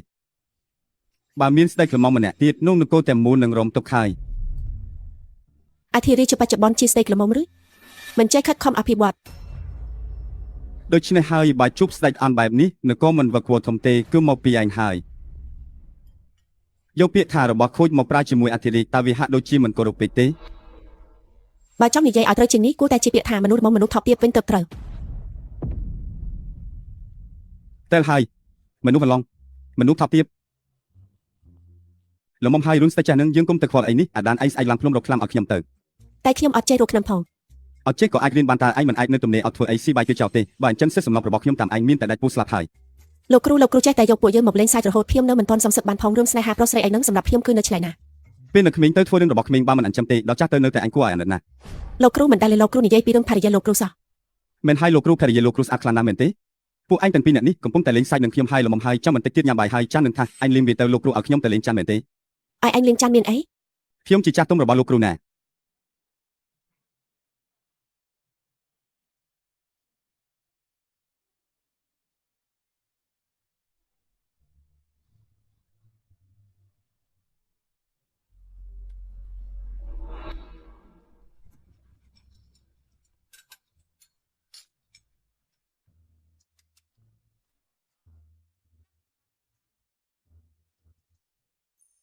កៅស៊ីជាក្មេងស្រីទុនម្នាក់ទេតា ហៅ ឯងជាបង្គោលត្រត្រង់របស់ពួកយើងណាឯងមិនមែនស៊ីហើយជូតម៉ូតរត់បាត់ទៅណាទេហ្នឹង ខ្ញុំលេងទៅ អ្នកស្រីជាពីនឲ្យខ្ញុំក៏បានចាត់ចែងមនុស្សឲ្យទៅរកដានស្នេហាជាមួយមករងស៊ូឲ្យបានលឿនបំផុតដែរ ក្នុងរយៈពេល3ថ្ងៃត្រូវតែរកមករំស៊ូឲ្យឃើញបើមិនដូច្នោះទេខ្ញុំនឹងយកក្បាលអញហើយណា អ្នកស្រីឲ្យមករងស៊ូម្នាក់ហ្នឹងដល់ថ្នាក់ធ្វើឲ្យអ្នកស្រីពិបាកចិត្តខ្លាំងយ៉ាងនេះទៅ អញចង់និយាយពីអ្វីហ្នឹង អ្នកស្រីឲ្យខាងក្រៅគេល្បីល្បាញថាអ្នកស្រីចង់សម្លាប់អាទីនេះនោះជាបទក្រិតដែលត្រូវកាត់ទោសប្រហារជីវិតទាំងត្រកូលណា ខ្ញុំនឹងធ្វើឲ្យមនុស្សនៅជុំវិញមករំស៊ូសັບទាំងអស់គ្នាប្រពន្ធកូនចៅអញទាំងអស់ឲ្យតែខ្ញុំណានគុំនិយាយមួយម៉ាត់គ្មានអ្នកណាម្នាក់អាចរស់រានមានជីវិតចាក់ចេញពីទីក្រុងបានឡើយ អ្នកស្រីឲ្យខ្ញុំកុសហើយខ្ញុំដឹងថាខ្ញុំកុសហើយរួមតែអ្នកស្រីបានបង្កប់ខ្ញុំនឹងទៅធ្វើឥឡូវនេះហើយ អ្នកស្រីឲ្យមនុស្សរបស់ណានគុំមកដល់ហើយទៅហើយ ប្រជាអធិរាជលេងគុំនៅក្នុងព្រះបរមរាជវាំងទៀតហើយមែនទេ មែនហើយ រឿងធំបែបនេះហេតុអ្វីក៏ឯងមិនប្រាប់ឪពុកមួយម៉ាត់ទៅឥឡូវនេះប្រជាអធិរាជនៃណាទៅ ខ្ញុំបានចាត់ចែងមនុស្សឲ្យទៅរកហើយ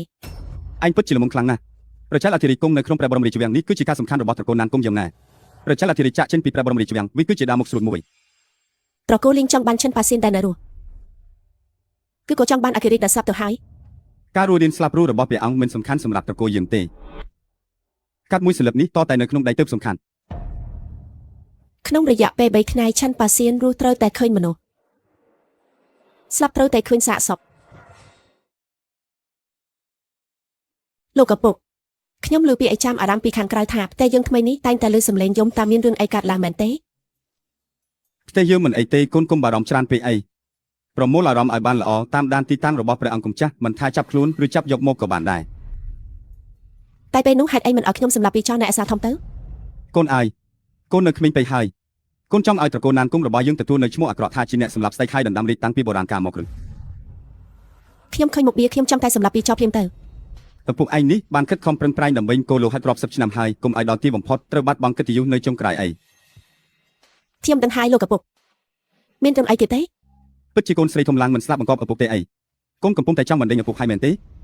លោកឪពុកគិតច្រើនពេកហើយ រឿងដែលឪពុកបាន5កូនកូនត្រូវតែចងចាំក្នុងចិត្តឲ្យបានល្អបើមានដំណឹងពីព្រះអង្គគុំចាស់ភ្លាមត្រូវប្រាប់ឪពុកភ្លាម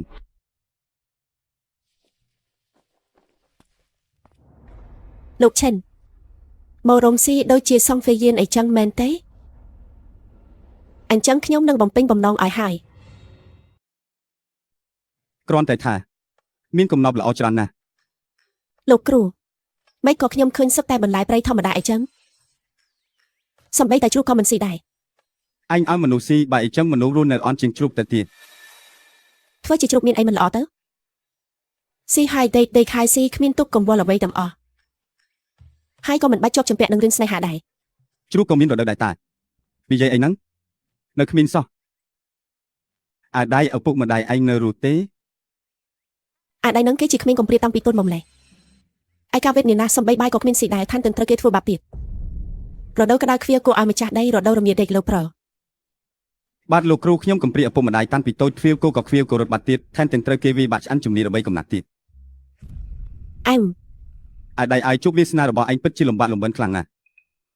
បាទលោកគ្រូនៅមានរឿងលំបាកជាងនេះទៀត អាហាឲ្យលោកគ្រូស្ដាប់បន្តិចមើល ពីនិយាយទៅមានឆ្នាំមួយក្នុងរដូវរមាពួកគាត់អត់មានកន្លែងនៅទេក៏ដើរទៅយូរណាស់ទៅស្រាប់តែឃើញផ្ទះចាស់ទ្រុបទ្រោមមួយអីចឹងហើយក៏នាំគ្នាប្រជ្រាបនៅជាមួយសាច់ឆ្កែដើម្បីរកភាពកក់ក្ដៅ ជប់សិន រួមនេះពិតជាទ្រាំលេងបានហើយនេះវាពិតជាទ្រាំមិនបានមែនលោកគ្រូនិយាយត្រូវហើយគឺត្រូវទ្រាំនៅអ្វីដែលមនុស្សធម្មតាទ្រាំមិនបាន លោកថាមើលគួរឲ្យអាណិតបណ្ដាទៅ ស៊ីអ៊ឺនិយាយនឹងជារឿងពិតមែនឬជាការពិត100%នៅគ្មានសោះតែឆ្លងកាត់រឿងរ៉ាវលំបាកច្រើនដងម្លងតែពេលនេះក្មួយនៅតែអាចមានសតិនិយមបែបនេះមើលទៅជាមនុស្សដែលអាចធ្វើការធំបានហើយ លោកគ្រូពួកយើងត្រឡប់ទៅវិញទៅ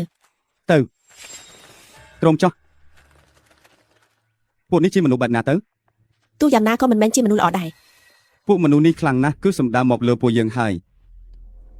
អ្នកដែលមកនេះមិនមែនជាមទេអ្នកដែលមកនេះមិនមែនជាមទេ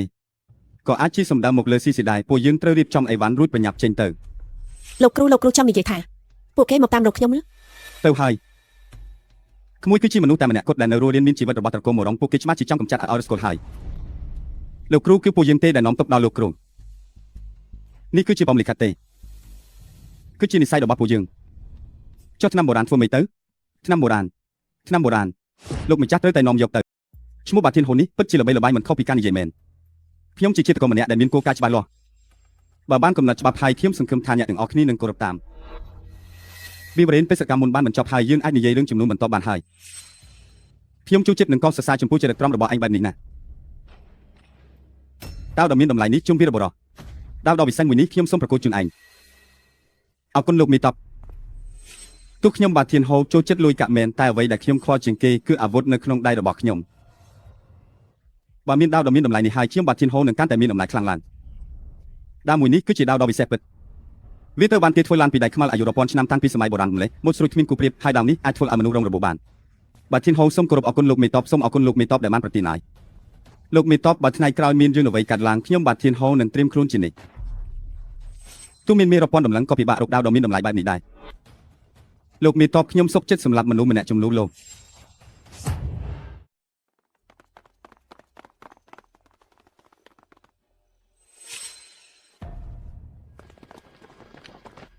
ក្រុមមនុស្សនេះពិតជាគឺយ៉ាងណាក៏គេចមិនផុតដែរក្រុមមនុស្សនេះដូចក្រុមមនុស្សដែលបរាជ័យពីមុនដែរឬមិនមែនទេពួកគេសាហាវជាងក្រុមនោះទៅទៀត អញ្ចឹងយើងប្រញាប់ទៅឥឡូវទៅ ទៅហើយនៅក្បែរនេះមានផ្លូវកាត់មួយឯងទាំងពីរអ្នកតាមខ្ញុំមកលោកគ្រូប្រញាប់មក ប្រញាប់ទៅ ក្រាបទូលលោកម្ចាស់ណាងគង់តាមតម្រុយដែលលោកម្ចាស់បានផ្ដល់យើងខ្ញុំនៅតែមកយឺតមួយចំហៀនមើលទៅហាក់ដូចជាមានអ្នកជំនាញនៅក្បែរប្រជាលតិរិកមែនយើងរកឃើញអ្វីនេះជាវត្ថុបញ្ជាក់អត្តសញ្ញាណរបស់ត្រកូលមរងយើងបានប្រយុទ្ធជាមួយត្រកូលមរងអស់រាប់រយឆ្នាំមិននឹកស្មានថានៅមានកូនចៅអាក្រក់បែបនេះទៀតខ្ញុំគិតថាលោកម្ចាស់ទី2ប្រហែលជាត្រូវមរងសៀសម្លាប់ហើយមរងស៊ូប្រហែលជាគ្មានសមត្ថភាពដល់ខ្លាំងមែនទេច្បាស់ជាមានអ្នកផ្សេងទៀតហើយនិយាយថាគ្មានការចាំបាច់ហេតុអ្វីមិនអាចកំចាត់ចោលឲ្យអស់ទៅខ្ញុំបានឃើញត្រកូលមរងស្មោះត្រង់និងក្លាហានតាំងពីចំនួនមុនមកកូនប្រុសទាំង5នាក់របស់លោកម្រង4នាក់បានស្លាប់ក្នុងសមរភូមិឯងនៅតែសល់តែមរងស៊ូម្នាក់ឯងប៉ុណ្ណោះត្រកូលណានគង់របស់យើងមិនអាចធ្វើរឿងថោកទាបបែបនេះបានទេ លោកម្ចាស់ខ្ញុំយល់ហើយ បន្តតាមដានរូបដំណឹងរបស់ព្រះអង្គម្ចាស់ទៀតទៅ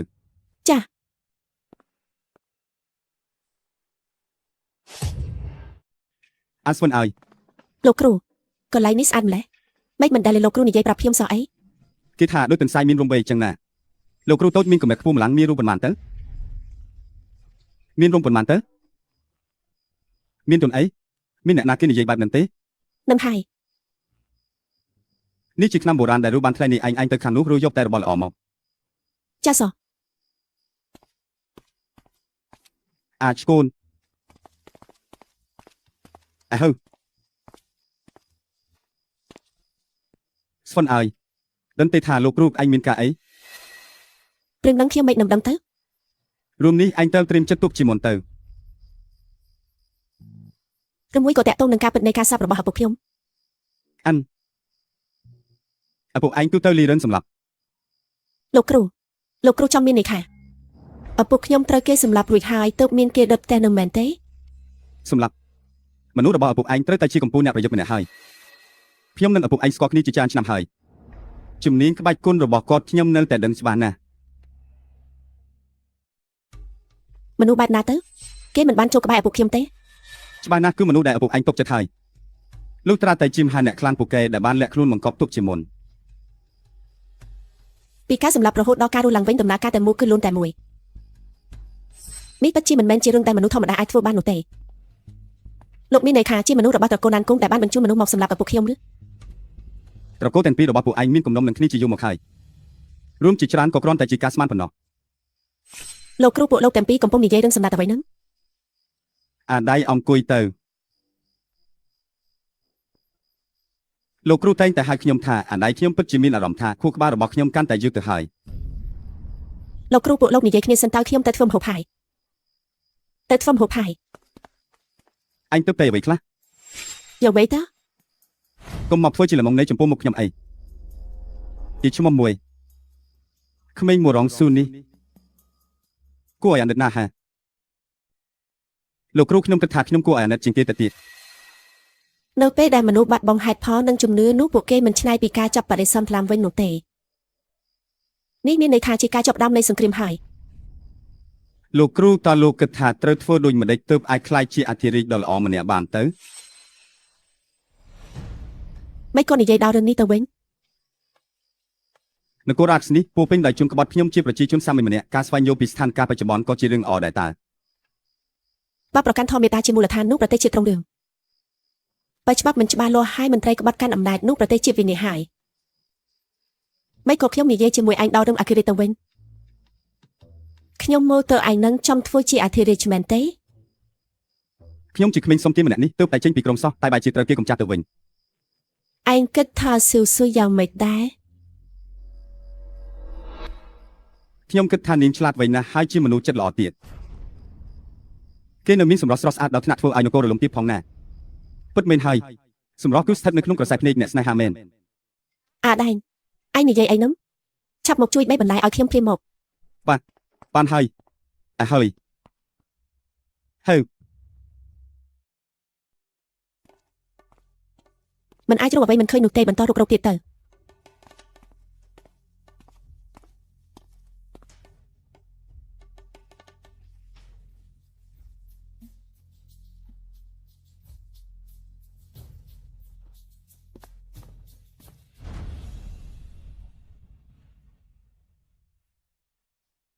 នេះហើយជាពុតតាំងដែលថាមរងសៀកលួចតាក់ទងជាមួយបរទេសមិននឹកស្មានថាត្រកូលមរងដែលស្មោះត្រង់គ្រប់ចំនួនសោះមរងសៀកហ៊ានលួចតាក់ទងជាមួយបរទេសបែបនេះសោះពិតជាធ្វើឲ្យបាត់បង់កិត្តិយសដូនតាអស់ហើយគ្រាន់តែលិខិតប៉ុណ្ណឹងគឺគ្រប់គ្រាន់ឲ្យនាងសព10ដងហើយមិននឹកស្មានថាស្រីថោកទាបម្នាក់នេះហ៊ានលួចពងតម្លៃអធិរាជយូរហើយសោះស្អែកនេះយើងមកពិភាក្សាគ្នាថាតើយើងគួរចាត់ការមរងសៀកនេះយ៉ាងម៉េចទៅ អ្នកនិយាយថាបើប្រទេសលោកចានេះមនុស្សគ្រប់គ្នាមានបាយហូបអ្នកណាក៏មានដីធ្លីរៀងខ្លួនដែរតើល្អប៉ុណ្ណាទៅ នោះពិតជាសម័យកាលដ៏ស្រស់ស្អាតមួយហើយណា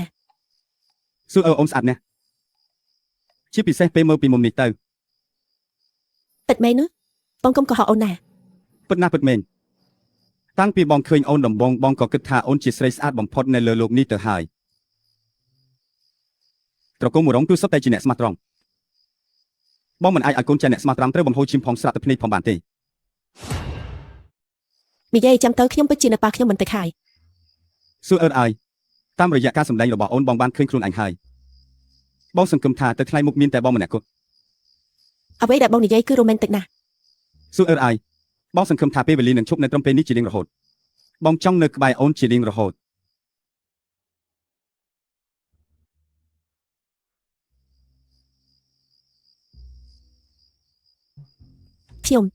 ខ្ញុំមិនទាន់ត្រៀមខ្លួនរួចរាល់ទេ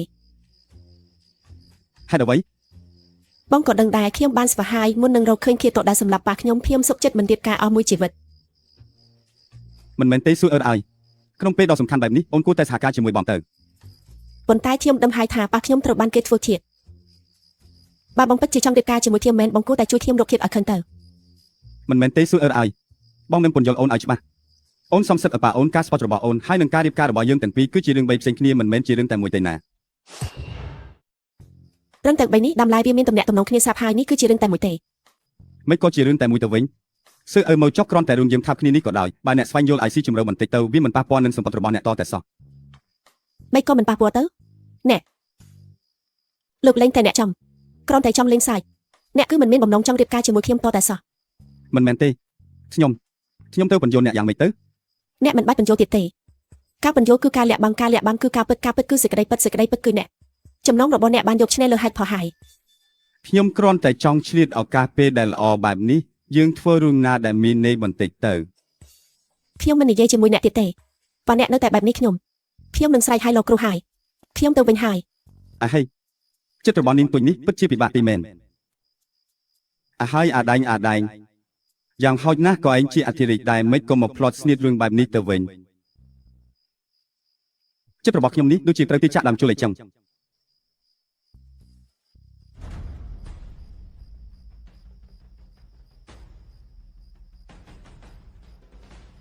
មានតបចិនបៃមករងឈុនទូលោកមានតបពួកបរទេសបានជួយជ្រៀនពៀនព្រំដែនហើយមេតបចិនបៃមករងជួយកំពុងត្រៀមខ្លួនប្រយុទ្ធយ៉ាងសកម្មជាតិឱកាសនេះលោកមេតបពួកប្រៃផ្សាយជួយជ្រៀនពៀនហើយអធិរាជក៏មិនគង់នៅបើកិត្តិយសនេះត្រូវមករងជួយដណ្ដើមបាននោះវានឹងប៉ះពាល់ដល់កិត្យានុភាពរបស់លោកក្នុងជួរតបហើយ ចុះជាមួយយោធាពិបាលវិញគួរធ្វើយ៉ាងណាទៅ ខាងការបីជំហានរបស់យើងទៅតែដើរបានមួយជំហានប៉ុណ្ណោះចុះយើងសម្រាប់មនុស្សដោយប្រាចិត្តវិញយ៉ាងម៉េចដែរ សម្រាប់មនុស្សដោយប្រាចិត្តនឹងគឺអ្វីទៅ សពផ្សាយពាក្យចាំអារម្មណ៍នៅរាជធានីគ្រាន់តែនិយាយថាត្រកូលណានគង់បានសម្រាប់អធិរាជទៅយើងនឹងឡើងក្រុមរាជដែលស្របច្បាប់រុកចិនប៉ាស៊ីនឲ្យឃើញហើយសម្រាប់វាចោលទៅរួចហើយទម្លាក់កំហុសទៅលើត្រកូលណានគង់ ជាល្បិចសម្រាប់មនុស្សដោយប្រាចិត្តដ៏ល្អមួយយើងណាស់ គ្រាន់តែខ្ញុំពិតជាបារម្ភពីសុវត្ថិភាពប្រជាជននៅតាមព្រំដែនណា គ្រាន់តែជាអាយុជីវិតប្រជាជនសាមញ្ញប៉ុន្មានអ្នកនៅតាមព្រំដែនប៉ុណ្ណោះតែខ្ញុំបានឡើងធ្វើជាអធិរាជលោកនឹងបានកិត្តិយសធំហើយមករងជួយមិនអាចមិនប្រុងប្រយ័ត្នបានទេ ខ្ញុំមានល្បិចដ៏អស្ចារ្យហើយមិនដឹងថាលោកមេតបបានហើយខ្ញុំបានរៀបចំចារកម្មសម្នាក់ម្នាក់នៅក្បែរមេតបចិនពេយរួចទៅហើយអ្នកសាកស្រមៃមើលទៅបានទម្លាយផែនការយោធាសម្ងាត់របស់ពួកគេទៅឲ្យពួកប្រៃផ្សាយទាំងនោះ លោកមេតោពួកគាត់ជាទាហានរបស់យើងម៉ា ហ៊ានណាស់គឺមួយឯងចង់បំពេញបញ្ជាយោធារបស់យើងឬ ខ្ញុំបាទមិនហ៊ានទេលោកមេតប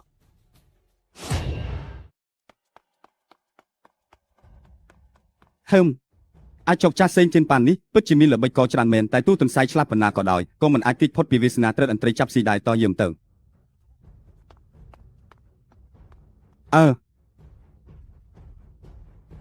នៅទីនេះក៏អ៊ូអោដែរតា អ៊ីដំណឹងហើយយូណាប្រជាអធិរាជរបស់យើងត្រូវបានណានគង់ហូធានសម្រាប់ហើយមែនហើយភៀមមួយថាប្រជាអធិរាជសោយទីបង្គត់យ៉ាងវេទនេះណាមុនពេលសោយទីបង្គត់ត្រង់បានស្រ័យយកមិនជប់ចូលទេ ពិតឬមិនពិត និយាយលេងទេប្រជាអធិរាជបានធ្វើឲ្យពួកអភិជនណានគង់ខឹងការស្លាប់គឺជិះមិនរួចទេមុនពេលសោយទីបង្គត់ប្រជាអធិរាជមិនបានរងទុក្ខអ្វីទេ តែត្រង់នៅតែសោយទីបង្គត់ដែលមិនអីចឹង មិនមែនទេប្រជាអធិរាជសោយទីបង្គត់នៅចំពោះមុខខ្ញុំតែម្ដងឯងនិយាយថាត្រង់សោយទីបង្គត់ក្នុងដៃអញទៅហើយចុះប្រជាអធិរាជមានរូបរាងយ៉ាងម៉េចទៅក៏ដូចមនុស្សធម្មតាដែរតែចង់ដឹងថាត្រង់មានរូបរាងយ៉ាងម៉េចទេនោះងាយស្រួលណាស់ និយាយយ៉ាងម៉េចទៅ ចំណែក30លីពីទីនេះមានភ្នំតូចមួយឈ្មោះវិញយូលីងហើយព្រះសរសើររបស់ប្រជាអធិរាជគឺព្យួរនៅលើដើមឈើនោះឯង ហើយមានរឿងអីទៅហ្នឹង អញជាមនុស្សរងរូបជាក៏ជាទៅមិនជាក៏ហើយទៅខ្ញុំអត់មានពេលមកនិយាយជាមួយអញទេខ្ញុំមិនទាន់បានឲ្យចំណែកជួបផងអាមួយនេះមកនៅតែមិនគួរឲ្យទុកចិត្តដែរបងប្រុសអញធ្វើការអ្វីដែរ ខ្ញុំជាអ្នកសម្លាប់ជ្រូកទេ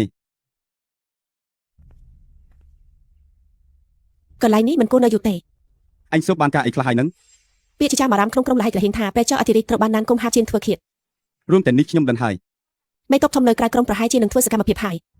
ប្រហែលជាប៉ុន្មានថ្ងៃទៀតគេនឹងយកលេខថាជួយប្រជាអធិរាជហើយចូលកាន់កប់ពីទីនេះហើយ បើអីចឹងមែនគ្រូសាណានគង់មិនមែនជួបរឿងអាក្រក់ទេអីហ្នឹង កាលពីមុនមានប្រជាអធិរាជពួកគេពិតជាមិនហ៊ានធ្វើអ្វីផ្ដេសផ្ដាសទេតែឥឡូវប្រជាអធិរាជត្រូវគេសម្លាប់បាត់ហើយអីចឹងមេតបធំនោះអាចចូលរាជធានីដោយស្របច្បាប់ហើយអំណាចយោធាក្នុងដៃហើយមើលទៅរឿងធំបានកាត់ឡើងបាត់ហើយ ប្រជាអធិរាជរបស់ខ្ញុំត្រូវបានគេធ្វើជាតិបាត់ហើយ ប្រញាប់ទៅឆាប់ទៅ ទៅណា តែរົບលោកគ្រូណាអូទៅហើយឯងបានទទួលសម្បត្តិមួយច្បាប់ពីខ្ញុំល្អអត់ សម្បត្តិអីសរសេរពីអីសម្បត្តិស្នេហ៍ហើយបើអញចង់សរសេរខ្ញុំអាចជួយសរសេរឲ្យបានណា គ្មានពេលមកឈ្លោះជាមួយអញទេ ល្បិចនេះពិតជាសាហាវមែនគេល្បីថាខ្ញុំសម្លាប់ប្រជាអធិរាជទៅហើយតែខ្ញុំគួរបញ្យល់យ៉ាងម៉េចទៅណាច្បាស់ណាស់នេះជាគំនិតក្បត់របស់មេតបដាសោហើយគេបាននាំតបចូលក្រុងបាត់ទៅហើយខ្ញុំប្រកាសជាត្រូវគេសម្លាប់មិនខានទេថ្នេរព្រមស្អែកត្រូវចូលវៀងឲ្យតន់ពេលរួមមកដល់ថ្នាក់នេះហើយគុំស្ទាក់ស្ទើរទៀតអីព្រះនាងត្រូវសម្លាប់ណានគង់ហាប់ធាននៅរាជធានីហើយដល់បស្គោពលរបស់នគរលូឆាយអស់តើគុំចៅក្នុងក្រុមមានចំណាអ្វីខ្លះទេថ្មីនេះគាត់សម្បំក្នុងផ្ទះមិនចេញទៅណាហើយក៏មិនជួបអ្នកណាដែរអាចចប់ចាស់នេះវាច្បាស់ជាកំពុងរំចាំមើលសភាពការហើយបើអញចង់ឲ្យឡើងឆាកអញ្ចឹងឯងនឹងឡើងឲ្យអញមើល រឿងមិនតាន់បំផុតពេលនេះគឺត្រូវរកព្រះចៅអធិរាជឲ្យឃើញគុំបារម្ភអីខ្ញុំបានរៀបចំមនុស្សជាច្រើនផ្លូវឲ្យតាមរកហើយយប់នេះមើលទៅមានអ្នកគេមិនលូកខ្លះហើយអ្នកដែលឯងនិយាយគឺណានគុំហាប់ជាមែនទេ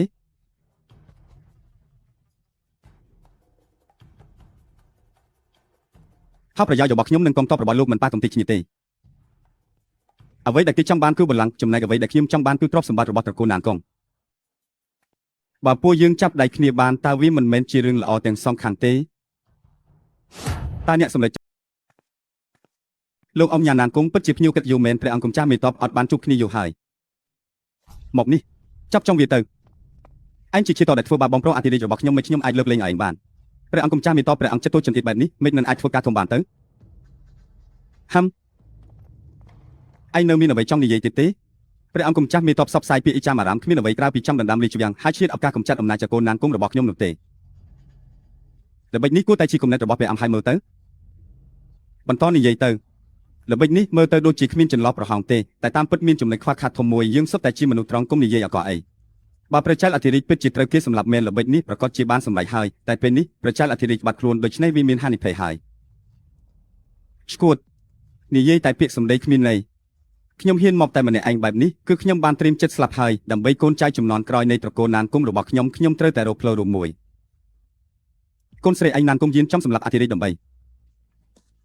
ត្រឹមតែប៉ុណ្ណឹងត្រកូលណានគង់របស់ពួកឯងគ្មានអ្នកណាรู้បានម្នាក់ទេចុះបើខ្ញុំថាខ្ញុំដឹងពីដំណឹងរបស់ព្រះអង្គវិញនោះឬមួយក៏ព្រះអង្គកំពុងតែស្ថិតនៅក្នុងកណ្ដាប់ដៃខ្ញុំទៅវិញតើអាចចាត់ទុកថាជាលក្ខខណ្ឌសម្រាប់ចរចាជាមួយពួកឯងបានទេ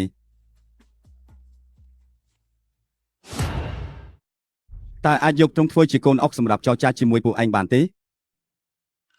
តើមានអ្វីបញ្ជាក់នេះជាបន្តការរបស់មរងស៊ុយដែលទ្រង់បានពាក់ចុកខ្លួនហើយព្រះចៅអធិរាជក៏បានយានចេញពីវ៉ាន់ជាមួយនឹងដែររឿងក្រោយទៀតតើខ្ញុំចាំបាច់ត្រូវបញ្យល់ទៀតទេអូតាមពិតអធិរាជពិតជាស្ថិតនៅក្នុងកណ្ដាប់ដៃអញមែនអញ្ចឹងយើងអាចនិយាយគ្នាឲ្យបានលម្អិតបន្តិចបាន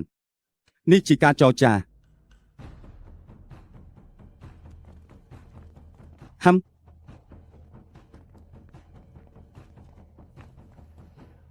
បើខ្មាំងស្ត្រីឈ្លានពានមិនព្រមវីតែក៏នាំតមកដណ្ដើមរាជបល្ល័ង្កវិញគុំនិយាយអីចឹងអីមានគ្រូសាមហោមិនមែនស្លាប់បាត់ហើយទេក្រោយពីនេះទៅគ្មានអ្នកណាមកធ្វើជាអធិរាជទៀតទេបើតាមខ្ញុំថាការលួចនាំតបចូលក្រុមមិនប្រកាសថាជារឿងល្អនោះទេមិនក៏ឯងដឹង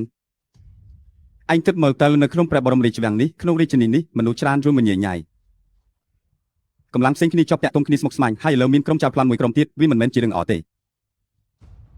ឯងនិយាយត្រូវហើយចាប់ពីពេលនេះទៅមេឃនឹងកូរីខ្សនេះនឹងប្រែប្រួលហើយនគរនឹងច្របូកច្របល់ហើយប្រជារាស្ត្រទាំងនេះមិនអាចរស់នៅដោយសុខសាន្តបានទេអីខ្ញុំបាទសូមក្រាបបង្គំគាល់លោកមេតបដែលមិនបានចេញទៅទទួលពីចម្ងាយសូមមេត្តាអភ័យទោសផងមិនបាច់គូសំពេចទេពេលរាជវាំងនេះមានលោកមេតបនៅទីនេះខ្ញុំបាទក៏អាចគេងលក់ស្រួលបានដែរលោកជំទាវជាហ្វាយខេត្តចៅដដាប់ណាអ្នកចង់ខ្ញុំអាចធ្វើឲ្យអ្នកល្បីល្បាញជារៀងរហូតហើយគេងលក់ស្រួលបានលោកនិយាយលេងហើយខ្ញុំបាទសុខចិត្តនៅក្បែរលោកទៅមានសុវត្ថិភាពលោកជំទាវទៅហ្វាយខេត្តចៅសូមអញ្ជើញលោកជំទាវចៅហ្វាយខេត្តចៅគុំនិយាយអីព្រះបរមរាជវាំងនេះពិតជាប្លែកពីគេមែនសូម្បីតែខ្យល់ក៏បរិសុទ្ធជាងខាងក្រៅដែរខ្ញុំនៅទីនេះក្នុងព្រះបរមរាជវាំងនេះពិតជាមានអារម្មណ៍ស្រួលណាស់ខ្ញុំគ្រាន់តែជាមនុស្សធម្មតាជាអ្នកចម្បាំម្នាក់ប៉ុណ្ណោះរឿងរ៉ាវក្នុងព្រះបរមរាជវាំងនេះទៅថ្ងៃមុខនៅតែត្រូវពឹងផ្អែកលើលោកជំទាវចៅហ្វាយខេត្តហើយជាកិច្ចការរបស់ខ្ញុំបាទបើខ្ញុំនិយាយគឺព្រះបរមរាជវាំងនេះហើយដែលមានទេសភាពស្រស់ស្អាតពិតជាស្រស់ស្អាតណាស់លោកមេតបឲ្យទេសភាពក្នុងព្រះបរមរាជវាំងនេះពិតជាស្រស់ស្អាតដូចនីតិក្រដៅគ្រប់រដូវកាលតែម្ដងលោកជំទាវចៅហ្វាយខេត្តចៅក្នុងព្រះបរមរាជវាំងនេះមិនគួរណាមានតែទេសភាពស្រស់ស្អាតនោះទេស្រីស្អាតក៏មិនតិចដែរមែនទេមានហើយនៅមានច្រើនទៀតផងណាអូហាកុំຕົកធំចូលក្រុមហើយយើងត្រូវប្រញាប់ចេញពីនេះភ្លាមទៅព្រះនាងជាម្ចាស់ក្ត្រីហើយមានត្រកូលណានគង់នៅពីក្រោយខ្នងទៀតមិនក៏ខ្លាចមេតបម្នាក់ទៅវិញឯងមិនយល់ទេពេលនេះខុសពីមុនហើយឥឡូវនេះមិនមែនជាពេលដែលសម្រាប់អធិរាជម្នាក់ហើយអាចដណ្ដើមរាជបល្ល័ង្កបាននោះទេពេលនាងខ្ញុំមិនសូវយល់នៃពេលនាងទេមេតបធំនេះចូលក្រុមតែជាមនុស្សឬជាខ្មោចនៅមិនទាន់ដឹងនៅឡើយទេយើងអាចគេចពីកម្លាំងរបស់គេសិនព្រោះចាំមើលស្ថានភាពប្រែប្រួលទើបអាចសម្រេចទៅការបានព្រះនាងពិតជាឆ្លៀវវិញណាស់ចាំបន្តិចទៀតឲ្យស៊ីនអាយពួកគេដាក់ផ្លូវធំដើម្បីបង្វែរអារម្មណ៍ឆ្មាំហើយយើងទាំងពីរនាក់នឹងបន្លំខ្លួនរួចចេញទៅភ្លាមព្រះនាងយានទីបំផុតក៏បានរត់ពីខ្លួនចេញមកបានហើយមិនអាចប្រើពាក្យថារត់គេចនោះទេក្តីណាមួយនគរនេះនឹងក្លាយជារបស់តកូលណានគង់របស់ខ្ញុំវិញជាមិនខានដើម្បីលេងចម្លែកភាពអាម៉ាស់កន្លងមកព្រះនាងតើយើងគួររៀបចំផែនការយ៉ាងណាទៀតទៅទោះបីជាចេញពីវាំងហើយក៏ដោយក៏អំណាចតកូលណានគង់របស់ខ្ញុំនៅតែមានដដែល អញ្ចឹងព្រះនាងយើងទៅមុខទៀតទៅ ឆាន់ប៉ាស៊ីនមេតបធំអាយខ្ញុំពិតជាមិនទុកអញទេទៅ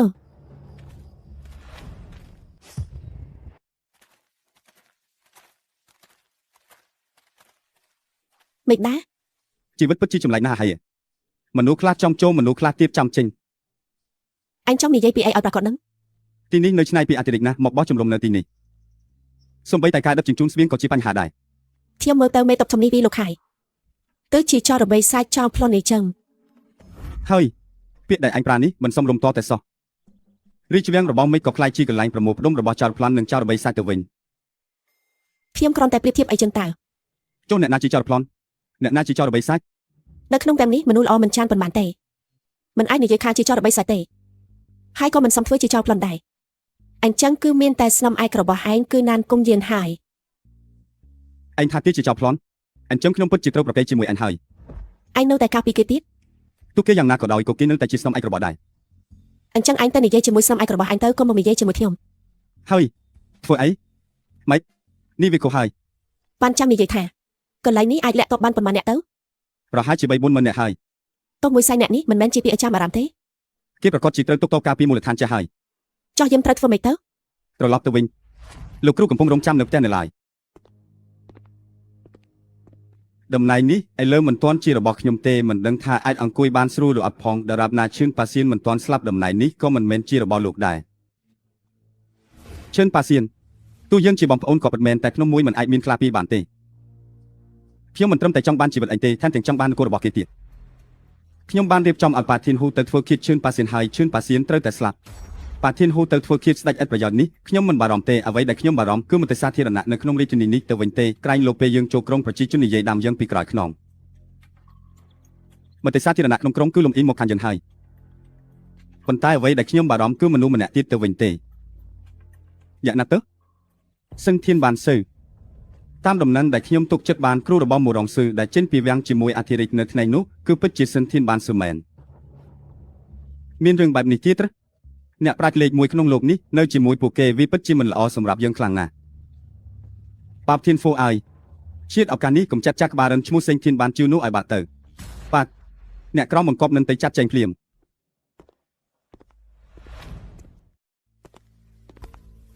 លោកមេតបអាយលោកបានអញ្ជើញមកដល់ផ្ទាល់ដល់ទ្វារផ្ទះខ្ញុំបាទនេះពិតជាគិតយូរណាស់សម្រាប់ខ្ញុំបាទជាខ្ញុំបម្រើចាស់នេះលោកជំទាវចៅអាយសុខភាពលោកមិនសូវស្រួលទេមែនទេខ្ញុំបាទមិនបាននាំយាយីមកជាមួយទេអីខ្ញុំបាទបានមកទីនេះដោយផ្ទាល់ដើម្បីពិនិត្យជាមួយជូនលោកជំទាវចៅហើយ ខ្ញុំបម្រើចាស់នេះអាយមិនអីទេលោកមេតបអរគុណលោកមេតបណាស់ដែលបានខ្វល់ខ្វាយ លោកជំទាវចៅអាយលោកជំទាវមិនខ្លាចនឿយហត់ទេសម្រាប់ប្រទេសជាតិនិងប្រជាជនរហូតដល់ធ្លាក់ខ្លួនជឿបែបនេះ ខ្ញុំបម្រើចាស់នេះអាយការជួបគ្នាលើកនេះខ្ញុំគិតថាប្រហែលជាមិនសល់ពេលប៉ុន្មានទៀតទេ លោកជំទាវចៅអាយសូមលោកជំទាវសម្រាប់ព្យាបាលជំងឺដែលស្ងប់ស្ងាត់ចុះរងចាំដល់លោកជំទាវជាសះស្បើយទៅការងារទាំងអស់នៅក្នុងព្រះបរមរាជវាំងនេះនៅតែពឹងផ្អែកលើលោកជំទាវចៅឲ្យជួយចាត់ចែងដល់ណា បើខ្ញុំបម្រើចាស់នេះអាចស្ដារកម្លាំងឡើងវិញបានខ្ញុំពិតជានឹងជួយចែករំលែកការព្រួយបារម្ភរបស់លោកមេតបមិនខាន លោកជំទាវចៅអាយយាយីក៏បានមកដល់ហើយតើលោកជំទាវចង់ឲ្យខ្ញុំបាទពិនិត្យជាតិចោះជុំទេ លោកមេតបអាយលោកកុំខ្វល់ខ្វាយអីមិនអីទេលោកមេតបបានមកសួរសុខទុក្ខខ្ញុំបម្រើចាស់នេះនៅថ្ងៃនេះជំងឺរបស់ខ្ញុំបម្រើចាស់នេះក៏បានជាសះស្បើយជាងពាក់កណ្ដាលទៅហើយ ល្អហើយអញ្ចឹងខ្ញុំបាទជាមេតបនេះនឹងមិនរំខានការសម្រាប់របស់លោកជំទាវចៅទៀតទេ លោកមេតបអាយសូមអភ័យទោសផងដែលខ្ញុំបម្រើចាស់នេះមិនអាចជូនដំណើរលោកមេតបបានឆ្នៃបងប្អូនបង្កើតអាដៃអញទីមើលសម្បត្តិនេះអ្នកណាគេផ្ញើមក ខ្ញុំទីមិនដឹងទៅអាហេមិនមែនលោកគ្រូស្រីផ្ញើមកទេដឹងអាហេអាដាយឯងនេះមិនសមជាមនុស្សសោះមិនក៏ហ៊ានលេងសើចជាមួយលោកគ្រូអញ្ចឹង លោកគ្រូអាដៃគេរៀងដំងបន្តិចហើយលោកគ្រូកុំយកចិត្តទុកដាក់អីណាប្រាប់ឯងទៅចុះសម្បត្តិនេះគឺបងប្អូនជីដូនមួយរបស់ខ្ញុំមេតបការពារទីខាងជើងមករំជួយជាអ្នកផ្ញើមកទេតា បដងជួយ ឯងមិនចង់មើលទេអីថាសម្បត្តិនេះគឺសរសេរអីខ្លះ ព្រះអង្គម្ចាស់ខ្ញុំក៏ធ្លាប់បានរឿងក្នុងវាំងបន្តិចបន្តួចដែរខ្ញុំបាទមិនអាចការពារព្រះអង្គបានខ្ញុំពិតជាស្ដីបន្ទោសខ្លួនឯងណាពួកបរទេសនៅតាមព្រំដែនមកឈានពៀនខ្ញុំបាទចង់ដឹកនាំតបទៅការពារព្រះអង្គណាតែខ្ញុំមិនអាចទ្រាំមើលប្រជាជនតាមព្រំដែនរងគ្រោះបានទេទើបបានត្រឹមសរសេរសម្បត្តិនេះតាមបញ្ជាព្រះអង្គម្ចាស់ ទេសំខាន់បាត់នេះនៅតែត្រូវពឹងពាក់ត្រកូលមរំរបស់ពួកយើងតដែរ អាហារស៊ីលអើសម្បត្តិអ្នកណាគេផ្ញើមក បងប្អូនជីដូនមួយរបស់ខ្ញុំមេតបការពារទីខាងជើងមរំជួយនឹងណា អាហារឲ្យតែគេមិនមែនជាញូទៅបានហើយខ្ញុំនៅតែមានរឿងមួយមិនយល់សោះមេតបការពារទីខាងជើងនេះមិនក៏គេដឹងរឿងក្នុងវាំងដឹងច្បាស់ដូចបាត់ដែរអញ្ចឹង ឥឡូវនេះនគររាជនេះមិនមែនជាកន្លែងដែលយើងមានគ្នាទៅវិញទៅមកទេអីលោកគ្រូខ្ញុំមកជួយលោកហើយ ព្រះនាងជីពេញតាមការរីកាពីខ្សែសម្ងាត់បានរកឃើញថាក្រុមមរងស៊ូបានបង្ហាញខ្លួននៅភូមិម៉ូតូ រកឃើញដានជើងហើយក៏ល្អហើយតែខ្ញុំបែរជាមិនចង់ឲ្យពួកគេស្លាប់ទាំងជាចាប់បែបនេះសោះ ព្រះនាងជីពេញចេញបញ្ជាគូស្នេហ៍ដែលជួបទុក្ខលំបាកនេះស្លាប់ម្នាក់ពីការម្នាក់ទើបជារឿងគួរឲ្យចាប់អារម្មណ៍ជាងទូបង្គំយកហើយទូបង្គំនៅមានរឿងមួយទៀតមិនដឹងថាគូនិយាយឬមិនគូនិយាយទេ និយាយមក ជាតិកដែលសម្រាប់បំប្រុសរបស់ព្រះនាងណានគង់ជីងវ័យពួកយើងបានរកឃើញដំរីហើយ ប៉ារបស់ខ្ញុំលាក់រឿងបែបនេះពីឈាមទៀតបងកុំបារម្ភអីខ្ញុំពិតជានឹងសំសឹកឲ្យបងវិញមិនខានប្រកឲ្យឃើញជាតិកដែលសម្រាប់បងខ្ញុំនោះហើយកាកបាទវាយកមកជួបខ្ញុំ ទូបង្គំទទួលបញ្ជា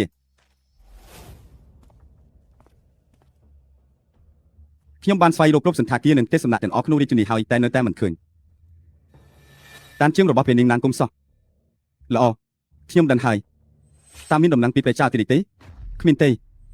ព្រះចៅអធិរាជបានយើងចេញពីវាំងហើយមិនដឹងថាទ្រង់នៅរស់ឬសុខទេគ្មានដំណឹងសោះចុះតាមមានដំណឹងពីជាតិកដែលសម្រាប់កូនប្រុសទី2ទេ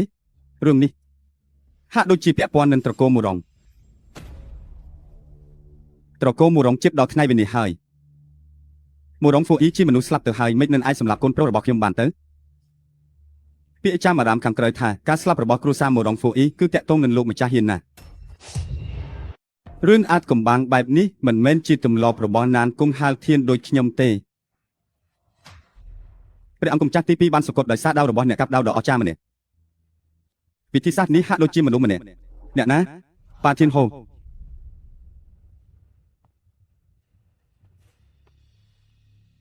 ប៉ាជីនហូបើឯងហ៊ានសម្រាប់កូនប្រុសរបស់ខ្ញុំនឹងយកក្បាលឯងទៅបូជាដល់វិញ្ញាណកូនប្រុសខ្ញុំនៅឋានសួគ៌វិញមានតុកខាន់ជាងមករងជួយបានប្រាកម្លាំងបំពេញព្រំដែនយើងធ្វើបាបប្រជាជនយើង